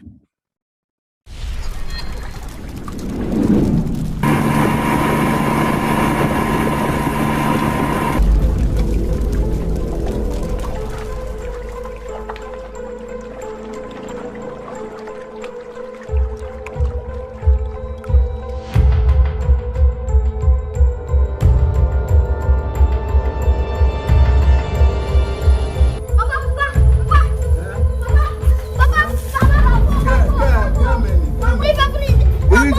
For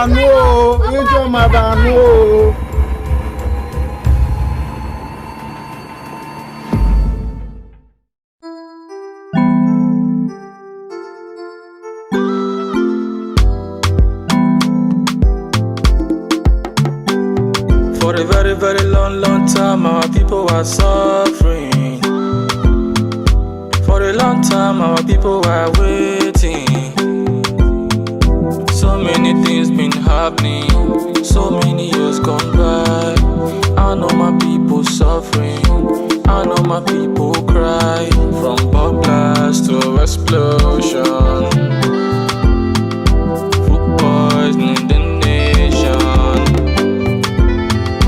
What is the conclusion? Is there no solution? We need fish, we don't need oil. We need soil, we don't need oil. Start drilling oil wells, oh. Earth want us to be friends, oh. We need fish, we don't need oil. We need soil, we don't need oil. Start drilling oil wells, oh. Earth want us to be friends, oh.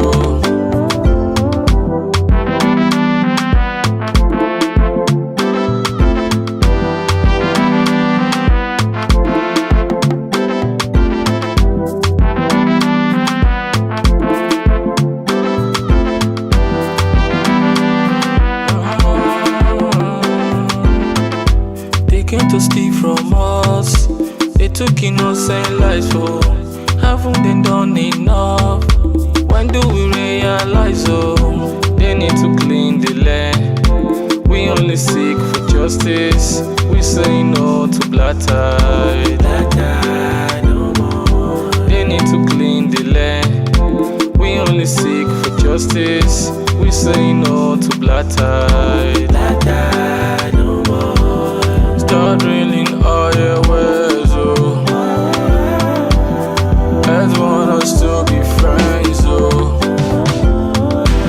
We need fish, we don't need oil. We need soil, we don't need oil. Start drilling oil wells, oh. Earth want us to be friends, oh.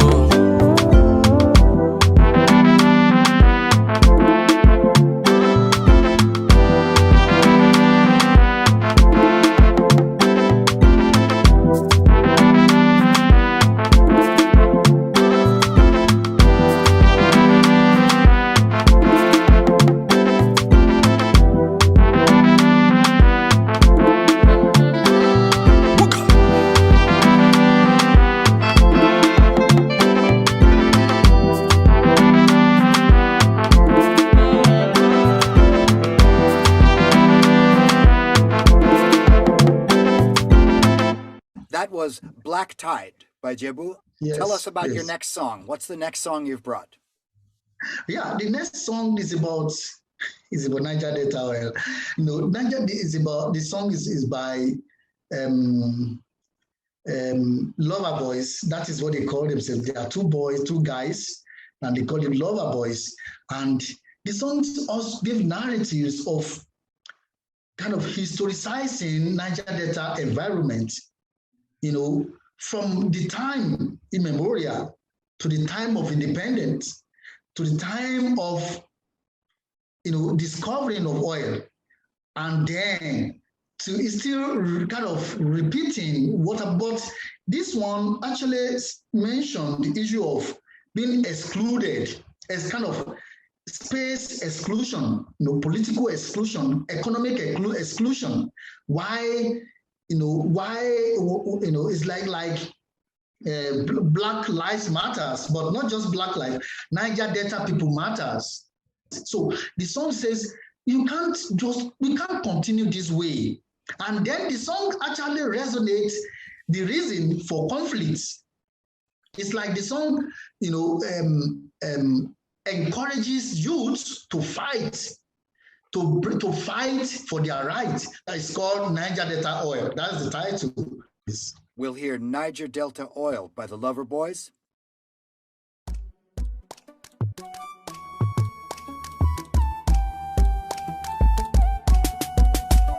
Say 1st October 1960, we gain Nigeria. We still they live like people where they suffer from serious malaria. They say we Somali, yo, they use us, so they fool us, yo. They call us minority. They say we Somali, yo, they fool us, say they use us, yo. Put us for austerity, and when we complain, yo.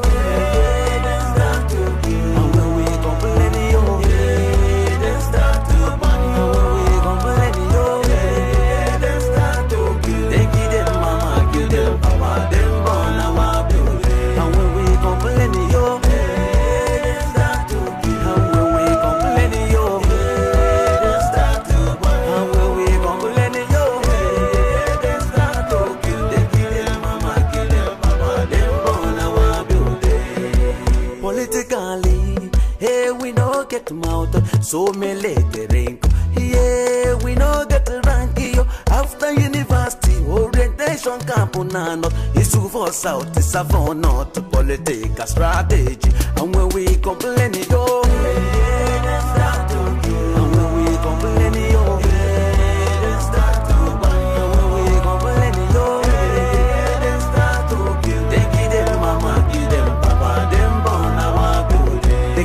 capital, we waited. Come out from Calabar City, Calabar to Lagos, we waited. Lagos to Abuja, we waited. Come out capital, we waited. Then come out from Calabar City, Calabar to Lagos, we waited. Lagos to Abuja, we waited. Oh, but we waited patiently, yo, for 50 years. To give us good luck, yo, for Jubilee. Oh, but we waited patiently, yo, for 50 years. To give us a belly, Jonathan, oh, for Jubilee. It's a Jubilee, oh, Sangere. A belly, Jonathan, it's a Jubilee, oh, Sangere. Oh, walk, eh. It's a Jubilee, oh, Sangere. Oh, good luck, Jonathan. Oh, walk, Sangere, oh, Sangere. It's a Jubilee, oh, Sangere. A belly, Jonathan, it's a Jubilee, oh, Sangere. Oh, walk, eh.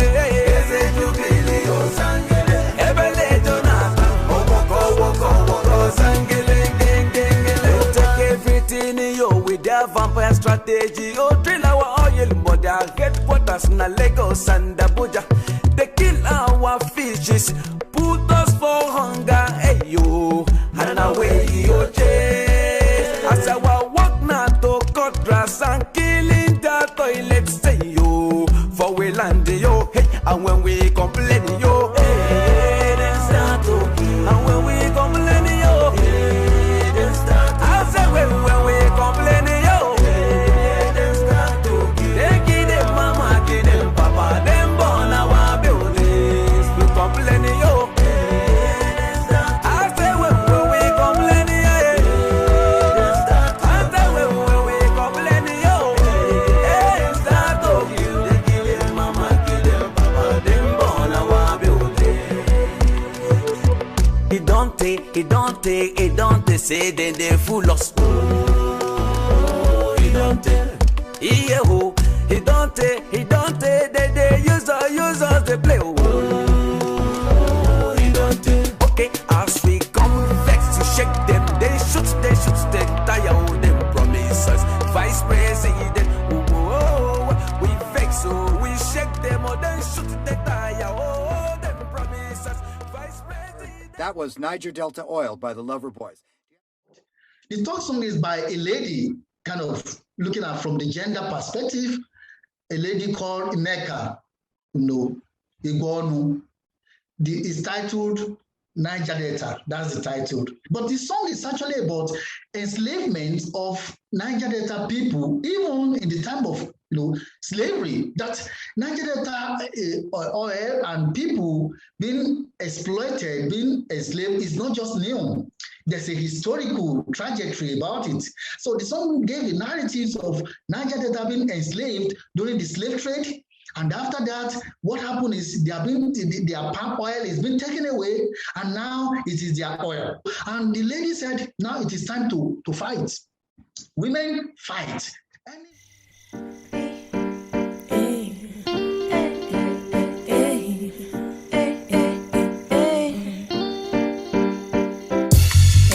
Fish our water empty, they gon' chop our oil plenty, can't take resources away, can't take all of our riches, they gon' use us as them stew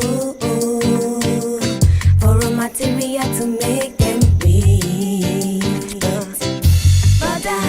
Brother, waiting, sister, sis, waiting with it to waiting with it to tempted. What we did with the moon is what we saw now, here we go reap. Waiting with it to waiting with it to tempted. What we did with the moon is what we saw now, here we go reap. Tell me, waiting I go do. I'm lost in the sins, in the flesh of the world. Forgive, won't save myself from dying. I got so free, I got so free, I got so free. It don't say when you did, do me like this. No, hey, but right now. I know go take a new mother. I go whoop on my mouth. Tell me waiting not to figure. Waiting with it to waiting with it to no, nagging.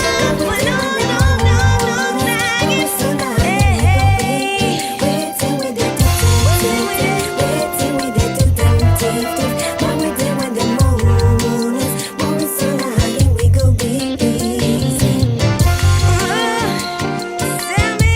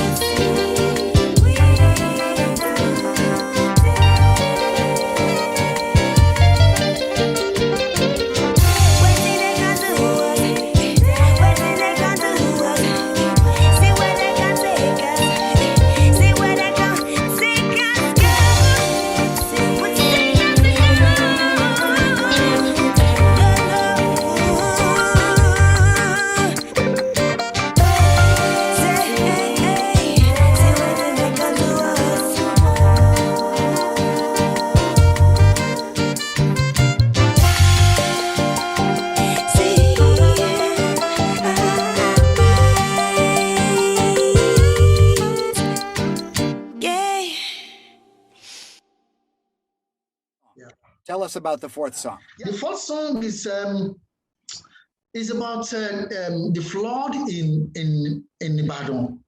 It was a devastating flood. And this flood occurred in 1980. Now, this song titled "The Flood Has Destroyed the City" or "The Flood Has Destroyed the House" by Foyeke Ajangila. The song is in Yoruba language. It says, "You humans, you have right to your path." River is telling you that he has the right because we are building that you must respect the right of the river, the right of water, and allow it to space. That if somebody pour plastic waste, tire, and all those waste, e-waste to your house, will you be happy? Now this is the way of the river.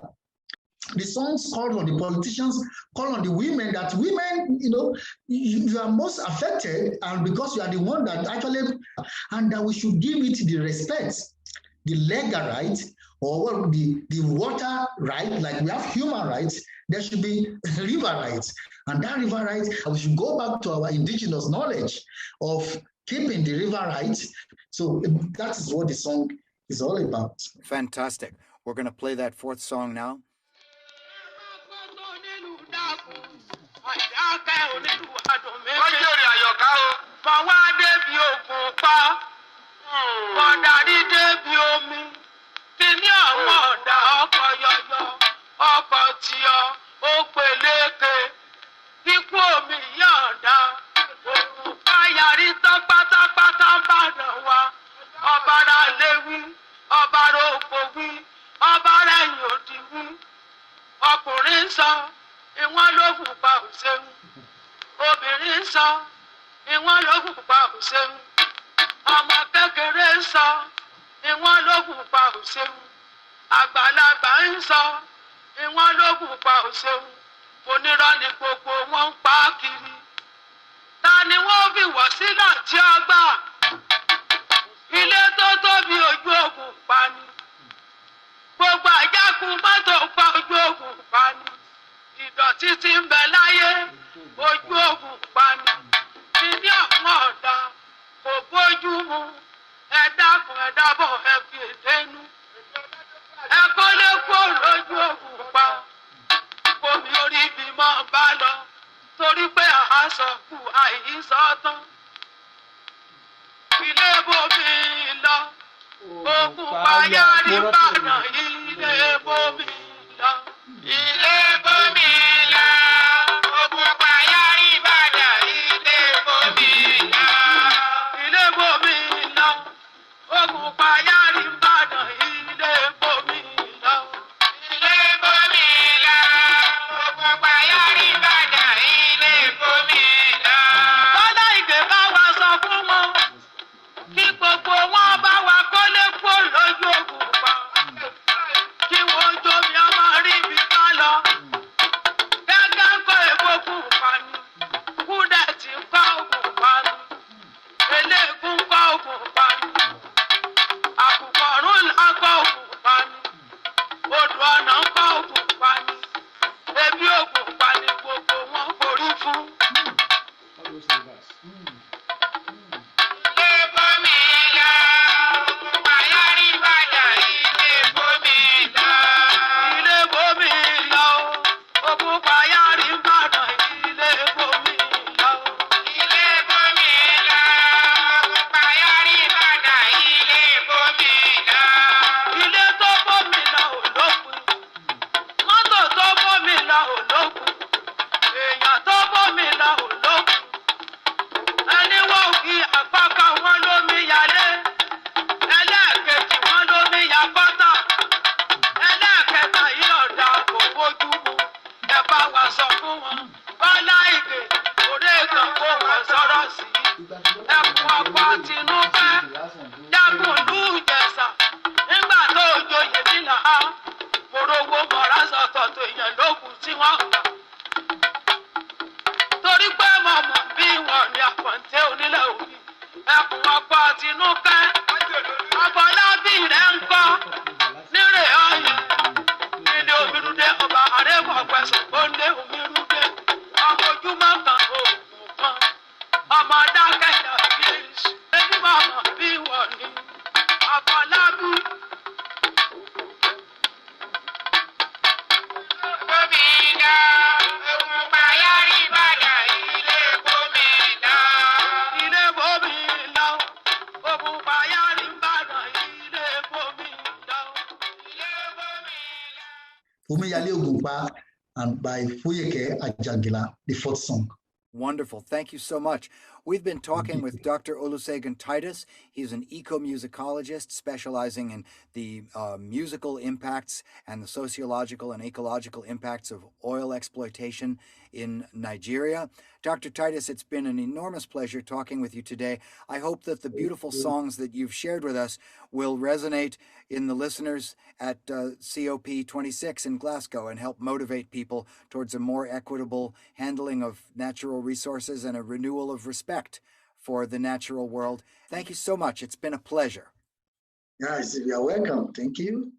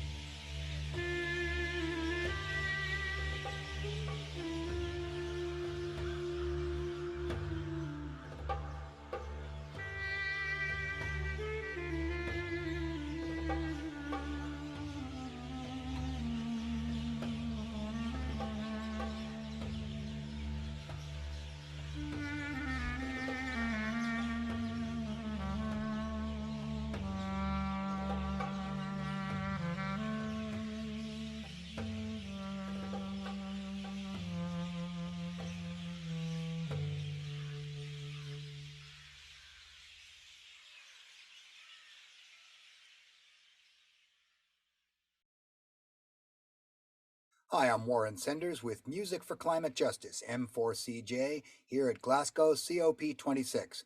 Coming up next, Tug of War by Janelle Chang, a young composer based in Taipei. Hello, my name is Janelle Chen. I currently live in Taipei.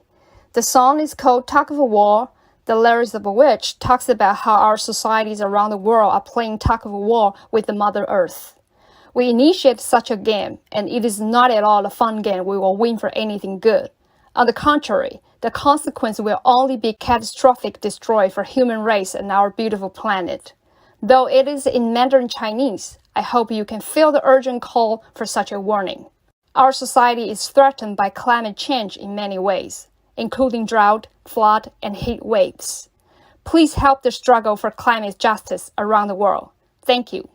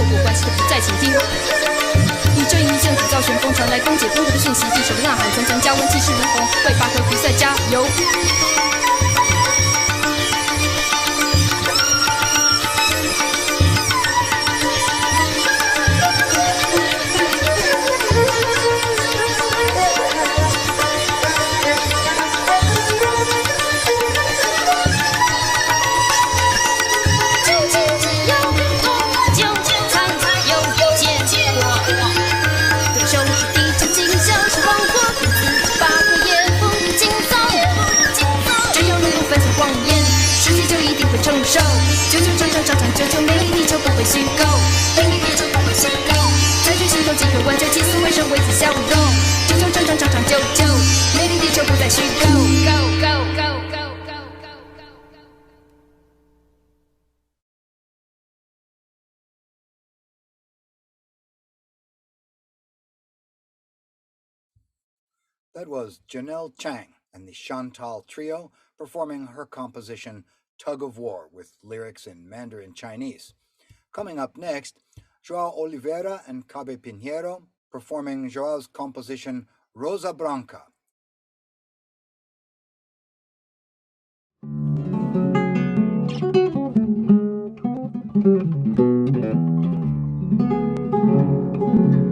Hello folks, I'm João Oliveira from Brazil. I live in Taubaté, São Paulo State.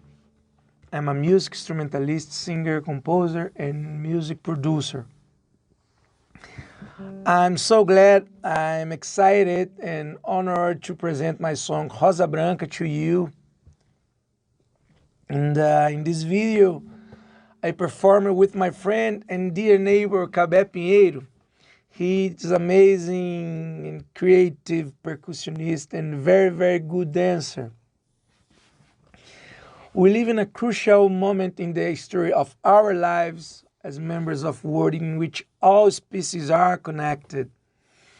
The poetry of my song is about the medicinal power of white rose tea. It's a metaphor for the urgency of opening our eyes to preserve the planet. I'm going to make rose tea to wash the eyes of my people with love. I'm going to put a lot of white rose. I want to see canaries flying free in the sky, free without a cage, to fly free in the sky. Eu vou fazer chá de rosa pra lavar os olhos do meu povo com amor. Vou botar muita rosa branca, quero ver canário voar livre nesse céu. É ver canário livre nesse céu, solto sem gaiola, livre nesse céu. Quero ver canário livre nesse céu. Hope you like it. Thank you very much.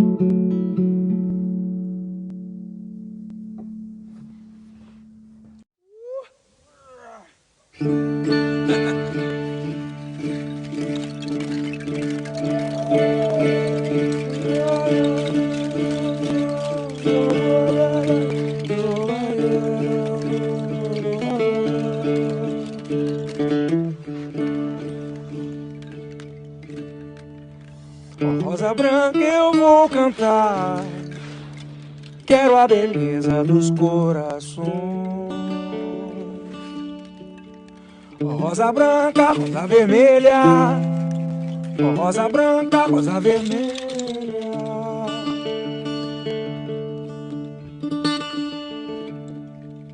Rosa branca eu vou cantar, não há fronteira no estradão.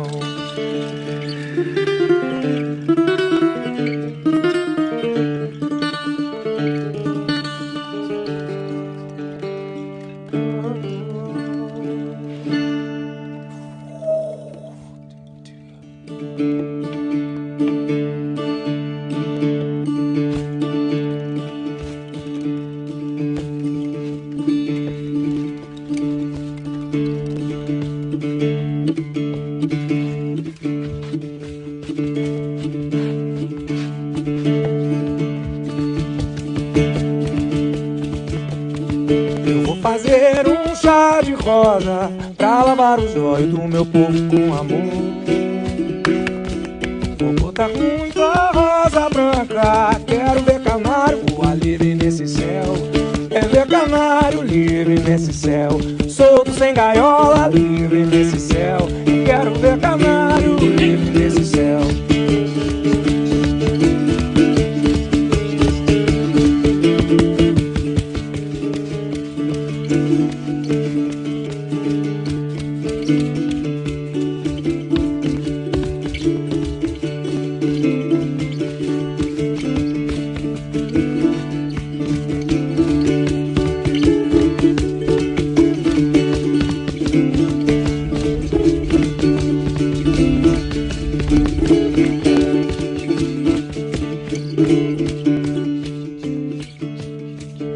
rosa branca eu vou cantar. Quero a beleza dos corações. Oh, rosa branca, rosa vermelha. Oh, rosa branca, rosa vermelha.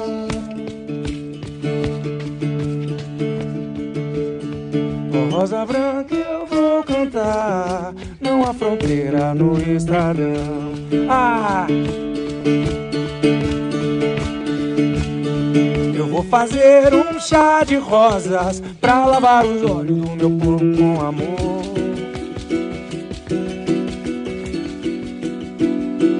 Vou botar muita rosa branca. Quero ver canário voar livre nesse céu. Quero ver canário livre nesse céu. Solto sem gaiola, livre nesse céu.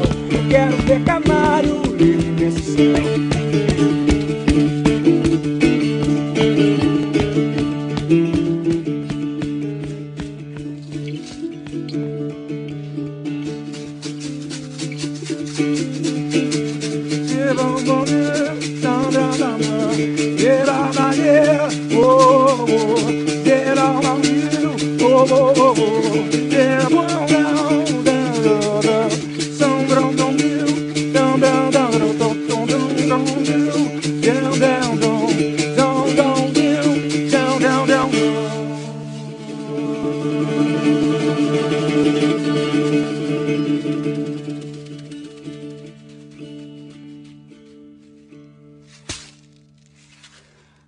That was João Oliveira from Sao Paulo, Brazil, with his composition Rosa Branca.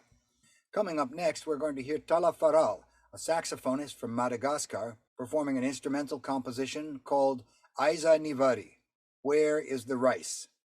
As he describes in the translated comments, he's addressing the issue of failure of crops due to climate change. Aiza Nivari, Where is the Rice? Tala Faral on saxophone. Ana uno Tala Faralla, artista di Madagascar. Mitiraka ulana leibia wa Madagascar di climate change. Tfukanya tsy ampy sakafo ny olona kere. Entiko ho antsika rehetra ity hira ity mba hanaitra hijery vahaolana aingana. Aiza ny vary, izay no lohatenin'ity hira ity. Misaotra tompo.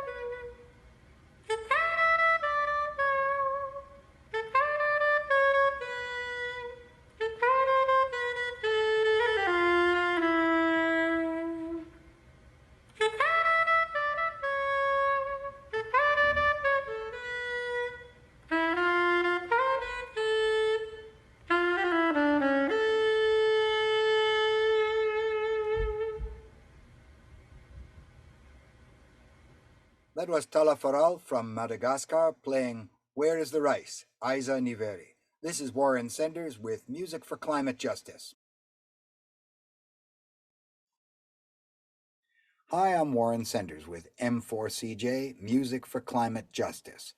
In this segment, we're going to listen to a variety of performers who are a little off the beaten track, perhaps a little eccentric. We'll begin with the Wyatt Act, San Francisco's own slam rock band.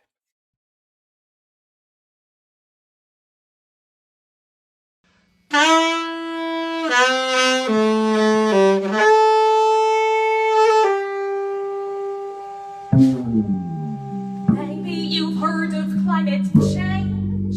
Yeah, well, that's too tame of a name. If you're gonna change how you behave, you gotta change what you're saying. Let's call it what it really is.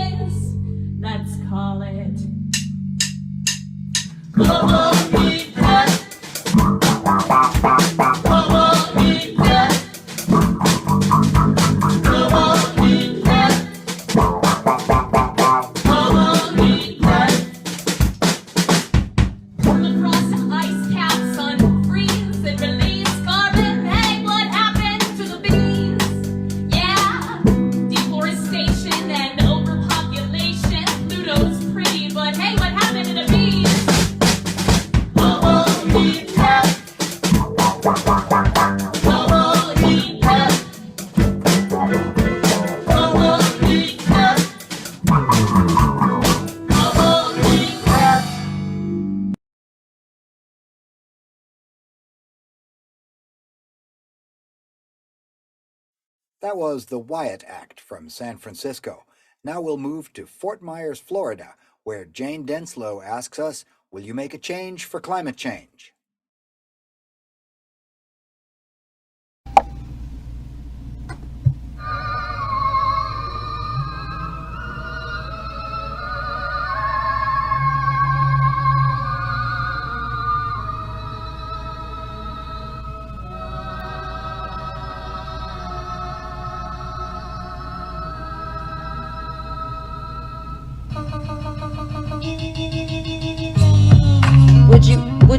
Could you? Now could you make a change for climate change? Now would you make a change for climate change? Now come on and make a change for climate change. Our world is beautiful and we better treat it that way. Burning fossil fuels, gases into the air, heating up the world's atmosphere. The impacts are showing from more severe storms like hurricanes and high impact rains, flooding everything. So we gotta make a change for climate change. Open your mind and start listening. So make a change for climate change. It's not fake just because it doesn't affect your day. Now would you make a change for climate change? Now would you, Jamie, make a change for climate change? Yeah, I'd make a change for climate change, lowering my energy bills anyway. Trying to save all the water I can, but don't let it delay. Cause we don't want the world to change, and we better get together and start helping each other. Cause the world deserves better, yeah, forever and ever. We've been burning fossil fuels since the Industrial Revolution. Now we added 40% up, increasing temps. Yeah, 1.5%, no, I don't know, but we all better do the math and get together, start making a change to last forever. Won't you? That was Jane Denslow of Fort Myers, Florida, asking, would you make a change for climate change? Now we're going to move to Bolinas, California, where Stuart Chapman is apparently the town minstrel. Hey, it's our planet. Help it, don't damn it. Global warming, warning, and call to action. My name is Stuart. I live on the coast, my little town I love the most. Climate change, it is so hard, it will deluge and destroy my own backyard. So I'm no longer able to believe in the system's fable. No longer cool to burn fossil fuel. Stuart Chapman of Bolinas, California, offering his own take on climate change.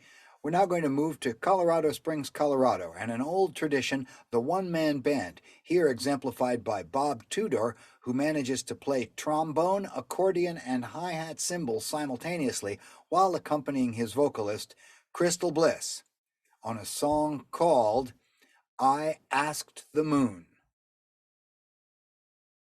Hi, this is Bob Tudor in Colorado Springs, Colorado, and I'm happy to be here performing with my good friend and singer, Crystal Bliss.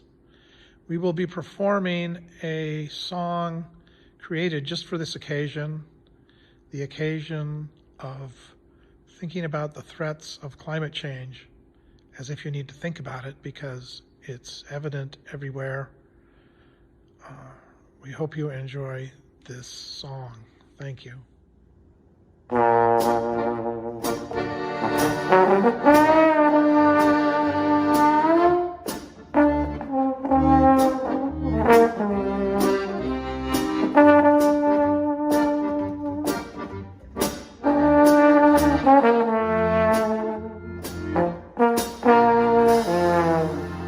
asked the moon, do you think I can save the world by myself?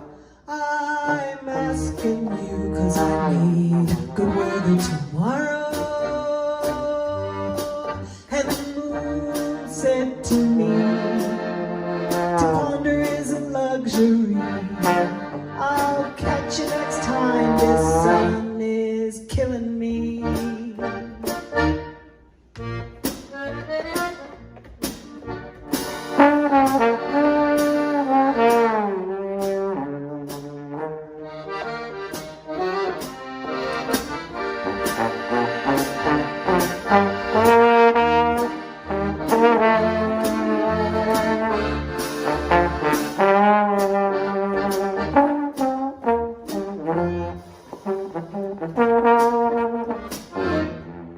I asked the sun, do you think we can save the earth in our lifetime? Will we have a big breakthrough or divine intervention? And the sun said to me, look in the mirror, reflection is key. But please point that thing in another direction. Are there any more questions? Have I used my last question? Not taking any more questions.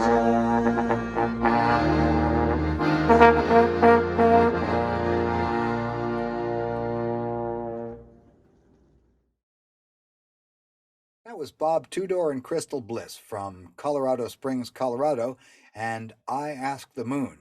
Now we'll move to San Francisco, where we'll hear from Beat the System. That's beet as in the purple vegetable.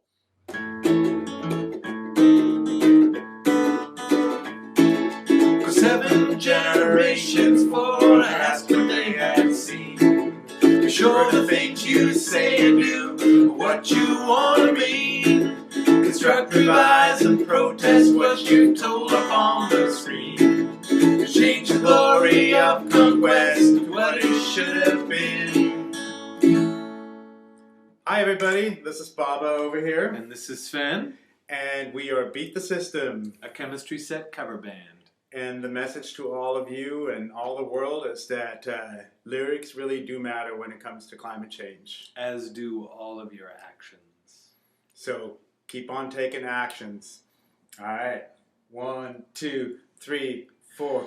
Don't you worry, I'll get you to where I am going. Toward me, but I won't turn back from wherever it is that I am blowing on the seas of change. The flow will help us to rearrange. Beat the System from San Francisco. Now we're going to move to Cambridge, Massachusetts, where Sharon Williamson plays her own special brand of ambient music.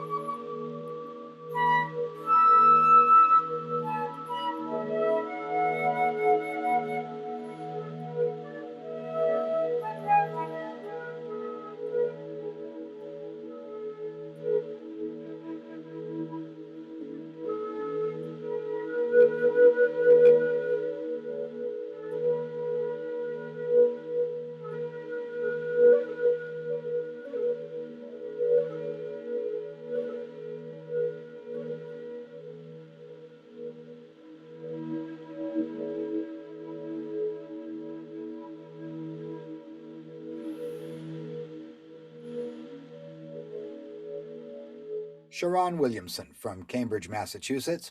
We're now going to move to Nashville, Tennessee, and Lenny Earthman Smith with his own unique message about global health and welfare. Let's take care of our planet. Let's take care of our Hey, it's Earthman here with a word about the planet. There's something going on, you know, I just can't stand it. People aren't looking, but it's crystal clear. We got a serious problem with the atmosphere. There are glaciers melting, lakes drying out. We got a flood over here, and over here we got a drought. 150 years of industrial revolution means 150 years of air pollution. We keep burning coal, we keep burning oil. We just keep doing damage till the planet boils. Let's take care of our planet. Let's take care of our Let's take care of our planet. We can do it, everybody. Let's take care of our We can save this planet right now.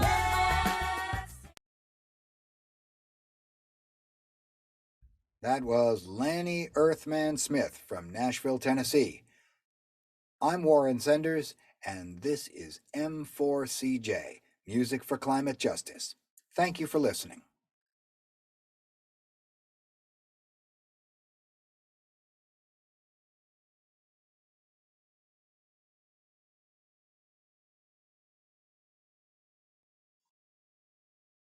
Hi, I'm Warren Senders with M4CJ, Music for Climate Justice.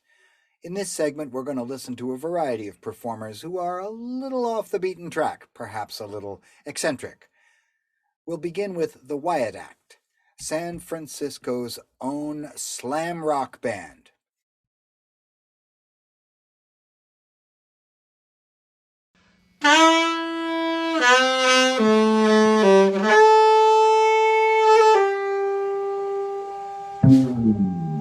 Maybe you've heard of climate change. Yeah, well, that's too tame of a name. If you're gonna change how you behave, you gotta change what you're saying. Let's call it what it really is. Let's call it global heat. Global heat. Global heat.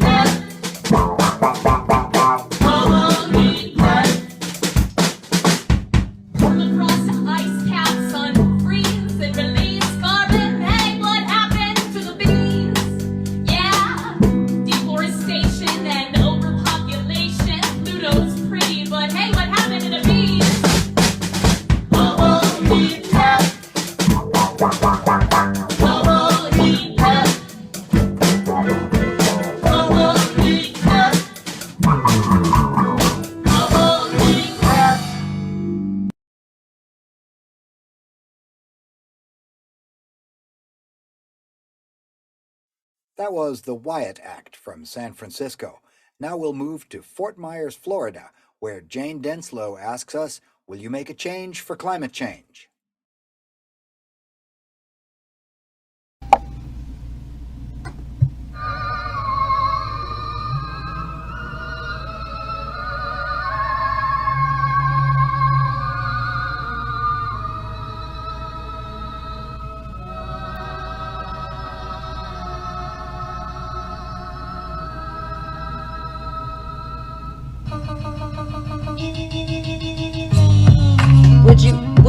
Could you? Now could you make a change for climate change? Now would you make a change for climate change? Now come on and make a change for climate change.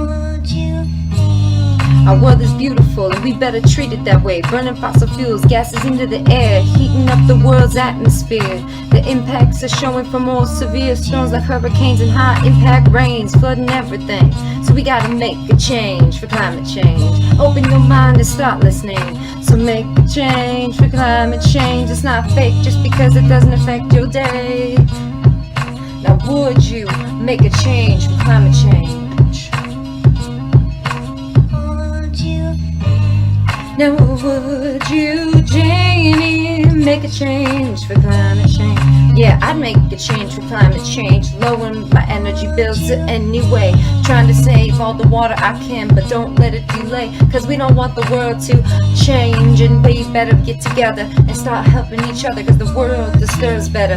Yeah, forever and ever. We've been burning fossil fuels since the Industrial Revolution. Now we added 40% up, increasing temps. Yeah, 1.5%, no, I don't know, but we all better do the math and get together, start making a change to last forever. Won't you? That was Jane Denslow of Fort Myers, Florida, asking, would you make a change for climate change? Now we're going to move to Bolinas, California, where Stuart Chapman is apparently the town minstrel. Hey, it's our planet. Help it, don't damn it. Global warming, and call to action. My name is Stuart. I live on the coast, my little town I love the most. Climate change, it is so hard, it will deluge and destroy my own backyard. So I'm no longer able to believe in the system's fable. No longer cool to burn fossil fuel. Stuart Chapman of Bolinas, California, offering his own take on climate change. We're now going to move to Colorado Springs, Colorado, and an old tradition, the one-man band, here exemplified by Bob Tudor, who manages to play trombone, accordion, and hi-hat cymbals simultaneously while accompanying his vocalist, Crystal Bliss, on a song called I Asked the Moon. Hi, this is Bob Tudor in Colorado Springs, Colorado, and I'm happy to be here performing with my good friend and singer, Crystal Bliss. We will be performing a song created just for this occasion, the occasion of thinking about the threats of climate change, as if you need to think about it because it's evident everywhere. We hope you enjoy this song. Thank you. I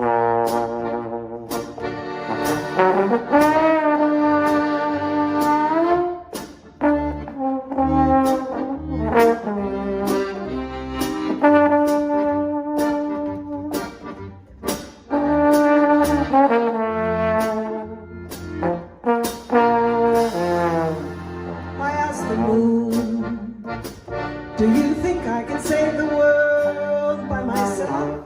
I'm asking you 'cause I need good weather to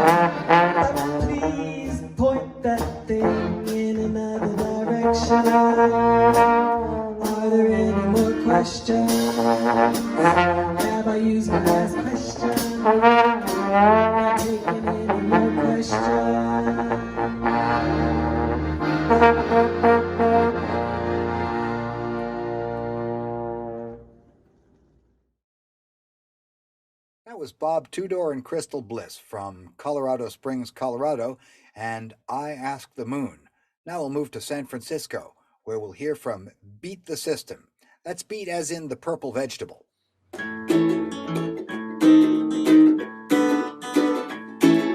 7 generations for to ask what they had seen. Be sure the things you say and do are what you want to mean. Construct, revise, and protest what you told up on the screen. Change the glory of conquest to what it should have been. Hi everybody, this is Baba over here. And this is Sven. And we are Beat the System, a chemistry set cover band. And the message to all of you and all the world is that lyrics really do matter when it comes to climate change. As do all of your actions. So keep on taking actions. All right. 1, 2, 3, 4. Don't you worry, I'll get you to where I am going. Toward me, but I won't turn back from wherever it is that I am blowing on the seas of change. The flow will help us to rearrange. Beat the System from San Francisco. Now we're going to move to Cambridge, Massachusetts, where Sharon Williamson plays her own special brand of ambient music.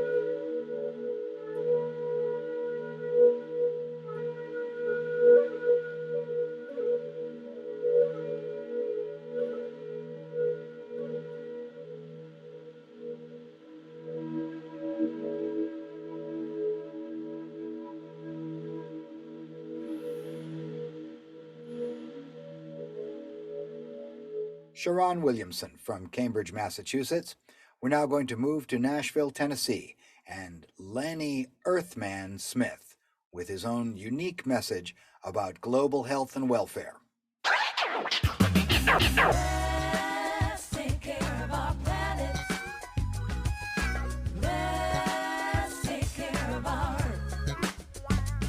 Hey, it's Earthman here with a word about the planet. There's something going on, you know, I just can't stand it. People aren't looking, but it's crystal clear. We got a serious problem with the atmosphere. There are glaciers melting, lakes drying out. We got a flood over here, and over here we got a drought. 150 years of industrial revolution means 150 years of air pollution. We keep burning coal, we keep burning oil. We just keep doing damage till the planet boils. Let's take care of our planet.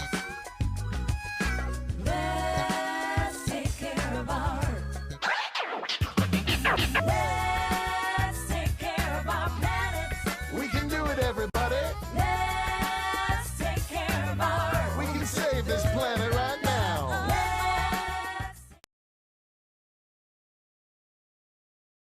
That was Lenny Earthman Smith from Nashville, Tennessee. I'm Warren Senders, and this is M4CJ, Music for Climate Justice. Thank you for listening. Hi, I'm Warren Senders with M4CJ, Music for Climate Justice.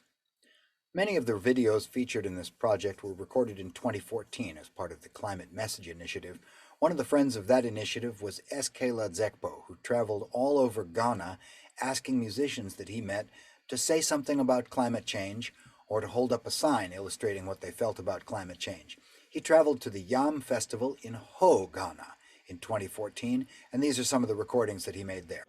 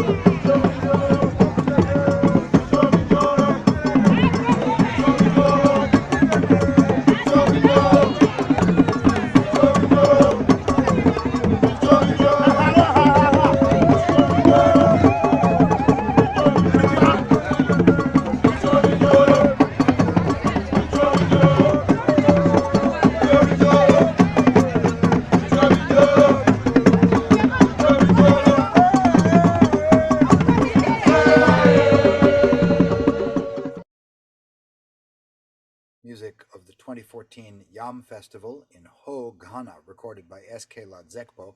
Now we're going to come back to Boston to hear Guillermo Goldschmidt playing rhythms on the electric bass.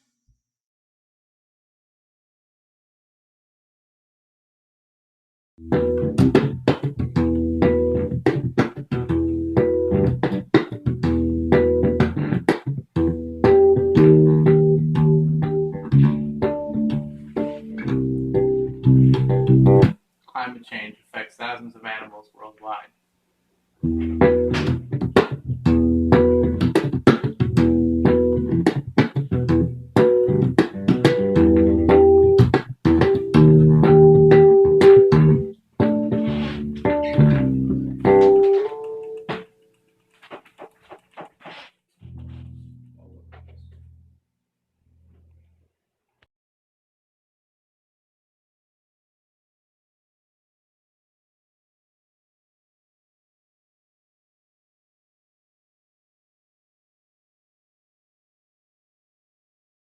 Guillermo Goldschmidt on electric bass.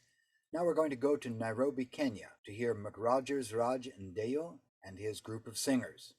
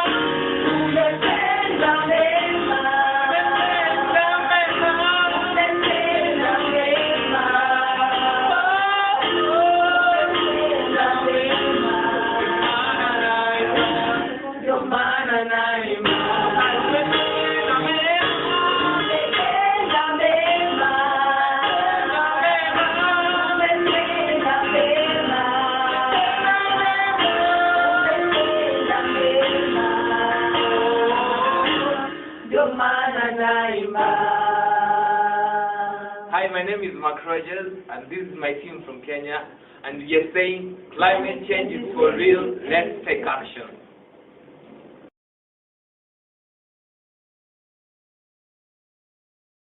McRogers Raj Ndeyo, singer and group leader from Nairobi, Kenya. Next up, Lysander Jaffe, who lives in Cambridge, Massachusetts, and specializes in the music of Eastern Europe and Russia. He's performing a traditional song from Georgia.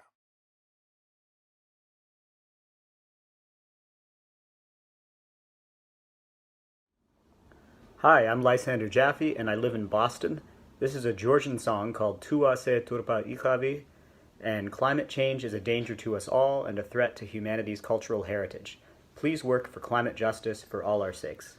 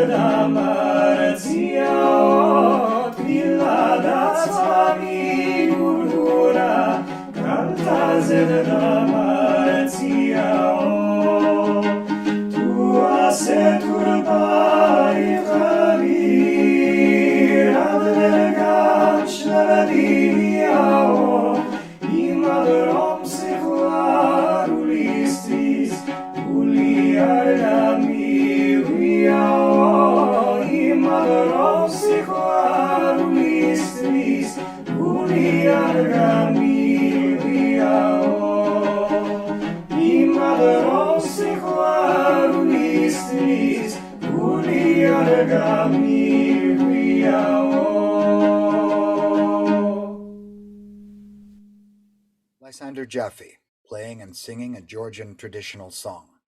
Next up, Zafer Demir, a Turkish classical musician.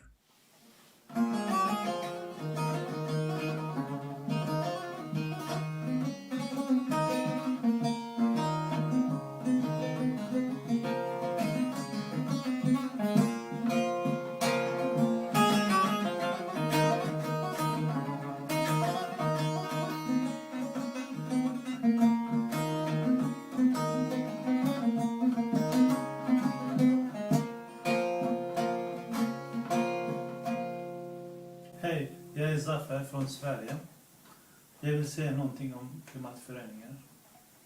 Jag tycker att klimatförändringar är jättefarliga för oss. Dags att börja agera till exempel. Åka buss eller tåg istället för bil.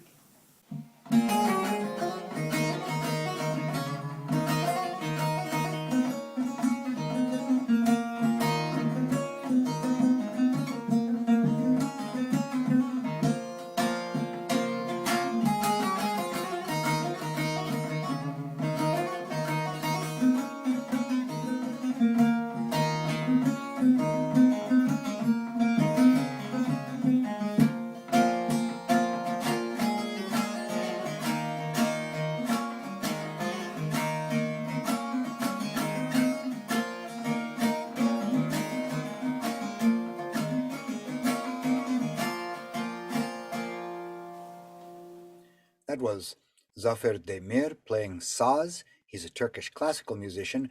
We're going to skip all across the world now to Hawaii to hear Randy Wong and Helen Liu Wong playing a duet for violin and bass.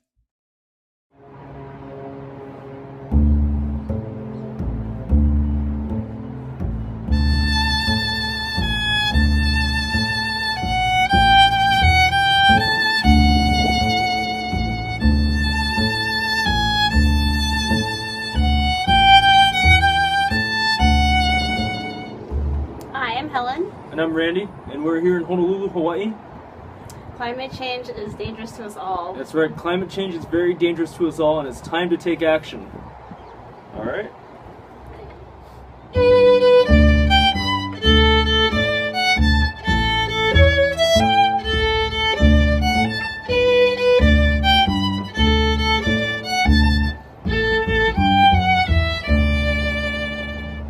Aloha! Aloha!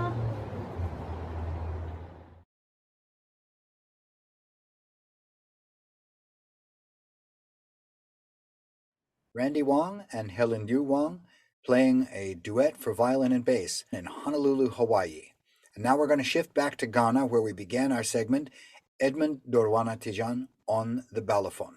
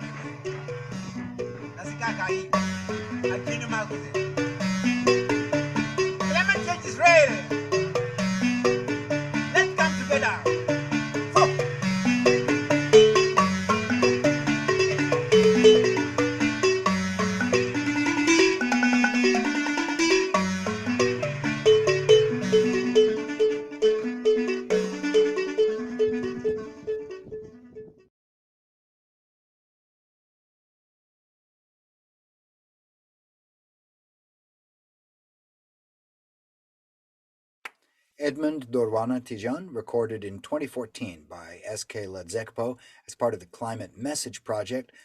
This is Warren Senders for M4CJ. Thank you for listening.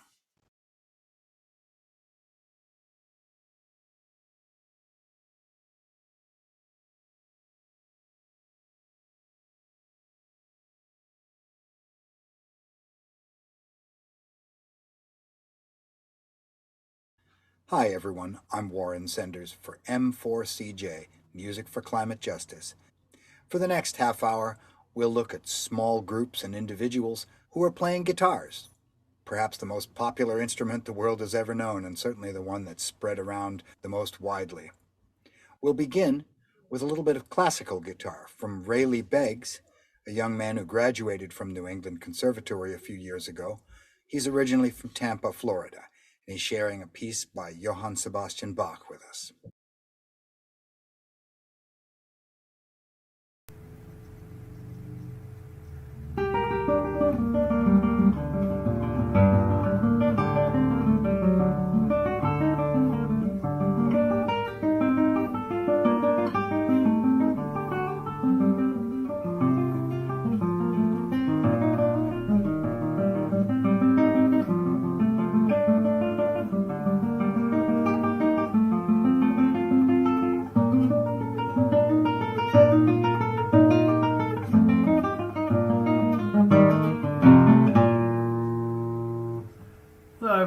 My name's Rayleigh Beggs. I'm a classical guitarist living in Boston, Massachusetts, and I'm coming to you with a message.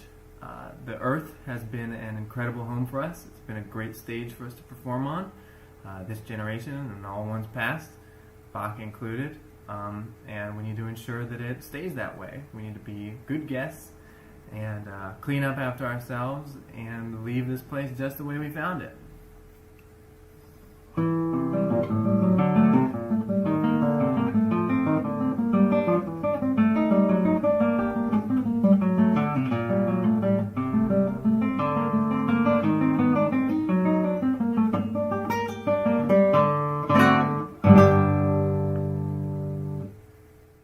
That was Rayleigh Beggs with an adaptation of a classical composition by Johann Sebastian Bach. Up next, we're going to hear guitar and accordion in a rendition of two Swedish folk melodies by Sunniva Brynell on accordion and Andreas Jansson on guitar. Hi, we're Sunniva Brynell and Andreas Jansson from Sweden, and we hope that with these two pieces will somehow help raise awareness about climate change. Hope you enjoy.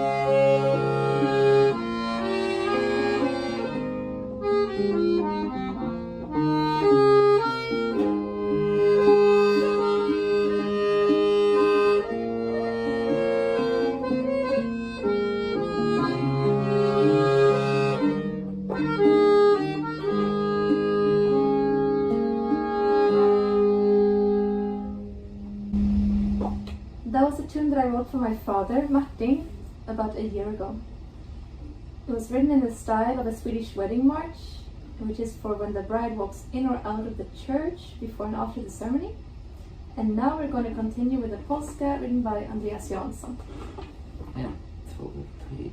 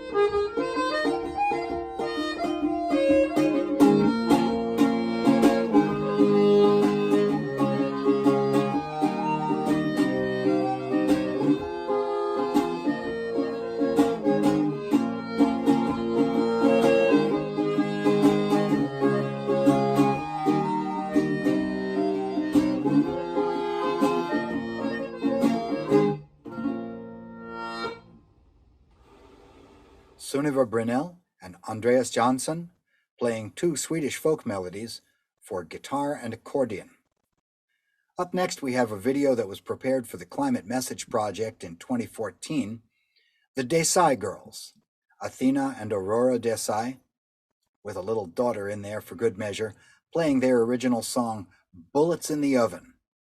When I asked them about it, they said that climate change was like putting a revolver in the oven, and eventually those bullets were going to explode.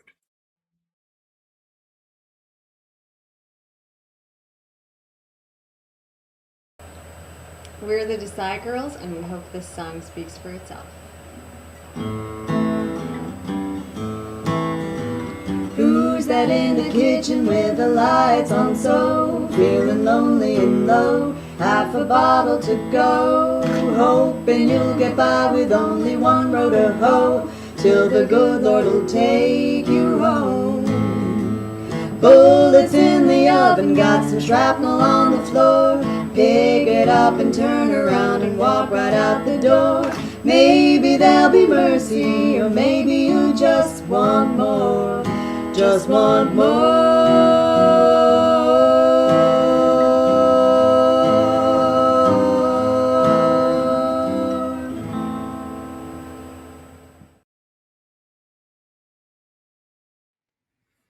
That was the Desai Girls with Bullets in the Oven. Sanjay Divecha is one of the foremost jazz guitarists in India.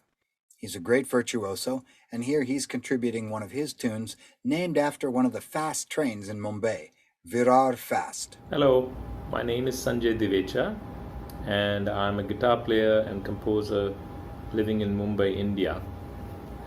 I will be performing a tune that I composed. This one is called Virar Fast, and Virar Fast is the name of a suburban local train.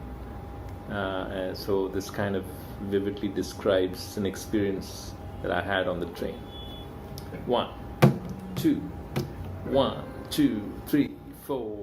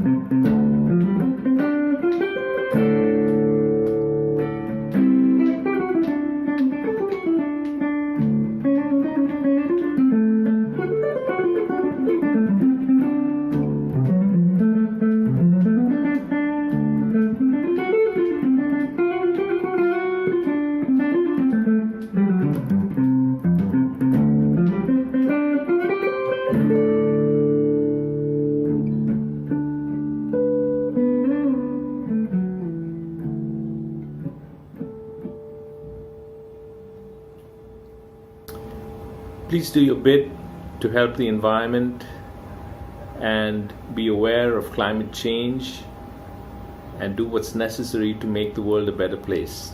Thank you. Sanjay Devecha, a great guitar virtuoso from Mumbai, playing his composition Virar Fast. Next up, As Per Casper, an indie fusion trio formed in Dubai in 2011 under the leadership of its androgynous lead singer-songwriter Carla, who's of Syrian-Palestinian origin. They're offering us a song called Do My Part.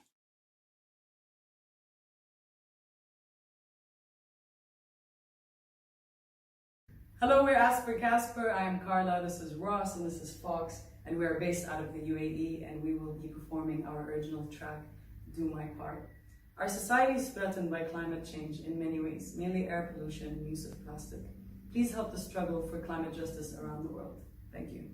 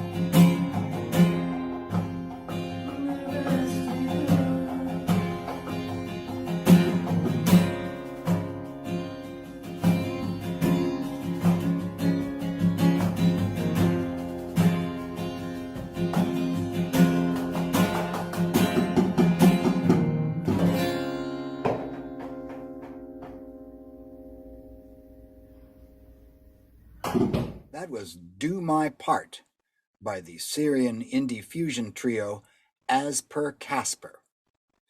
Now we're going to have a change of pace. This is a beautiful arrangement of the old English folk song The Water is Wide, prepared by Frederick Hand, one of America's great guitar virtuosi, who, among other things, is the resident guitarist at the Metropolitan Opera in New York. Here's Frederick Hand performing his arrangement of The Water is Wide.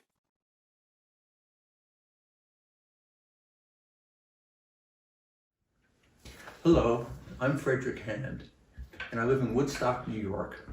I'm going to play an old Scottish ballad called The Water is Wide. The earth is in danger. Please help us try to save it. Thank you.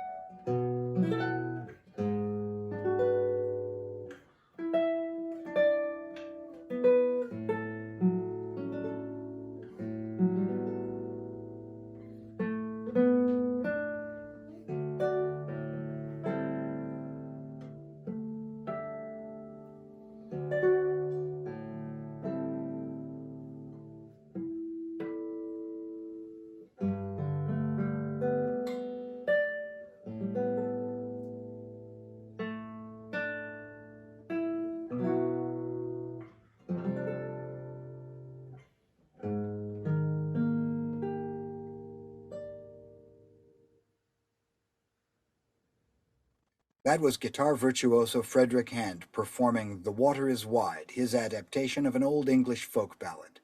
Now we'll hear a young singer-songwriter from India, Meera Desai, and she performs her own original song, Keys. Hi, my name is Meera. I'm a singer and a songwriter from Ahmedabad, India, and this is a piece I wrote called Keys. Keys is about minimizing the amount of things and memories that we hold on to and just living each moment as it is. Our society is threatened by climate change in many ways, including pollution, deforestation, and improper use of resources. Please help the struggle for climate justice around the world. Thank you. I'm gonna have to make myself a list of keys for everything that I've left locked away. And I've known that when things are locked away, they tend to waste away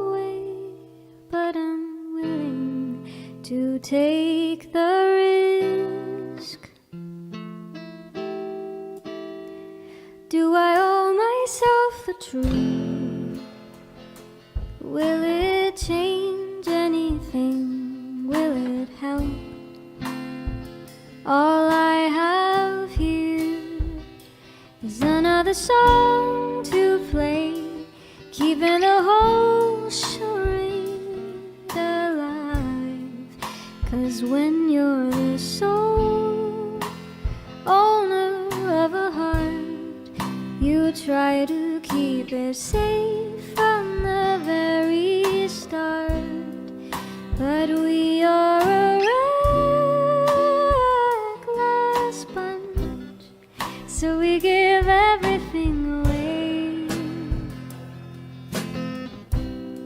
So we give everything away.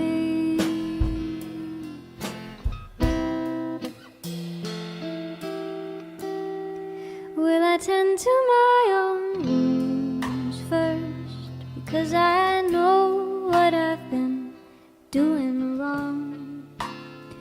All this talk of wanting to ease my pain, letting it eat me away, I was not willing to take the risk. Will I make myself believe that everything that I've lost is coming back? That I will heal, pick up and change my ways? Or am I keeping the whole charade alive? 'Cause when you're the sole owner of a heart, you try to keep it safe from the very start. But we are a reckless bunch, so we give everything away. So we give everything away. So we give everything away. So we give everything.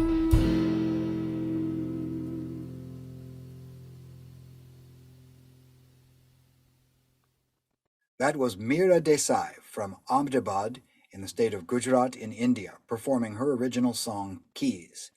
Next up, a video that was submitted to the Climate Message Project in 2014 from Anne Goodwin of Arlington, Massachusetts, Rock Me Goddess in the Gentle Arms of Eden.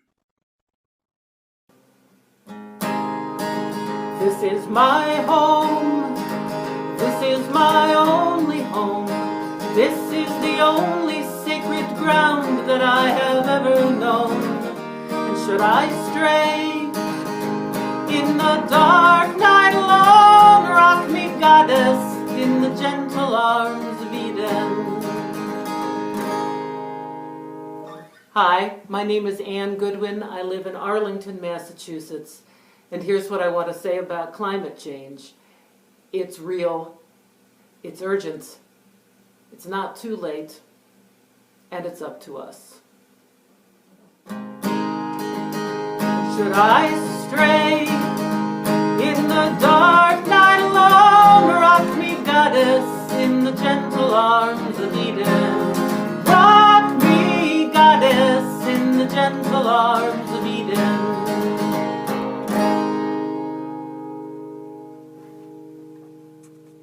That was Anne Goodwin from Arlington, Massachusetts in the United States. I'm Warren Senders with M4CJ, Music for Climate Justice. We've been listening to music for guitar in various combinations, and this is just our reminder, all the music we love, every bit of it depends on a stable and healthy climate. Thank you for listening. To close out the evening, we'll hear from the Japanese performing artist Ofuku with a song and dance battle in praise of Sustainable Development Goals. SDGs rock.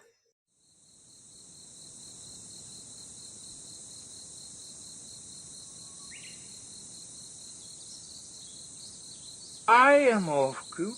I come from Edo period, Japan. Some say, if you look at my face, it will bring you happiness, wealth, and health. I am Ofuku, even if it's just a little. I will contribute to world peace. And I am here to spread the message about SDGs, Sustainable Development Goals. The goal of SDGs is on the scroll. Let me show you. Oh, no!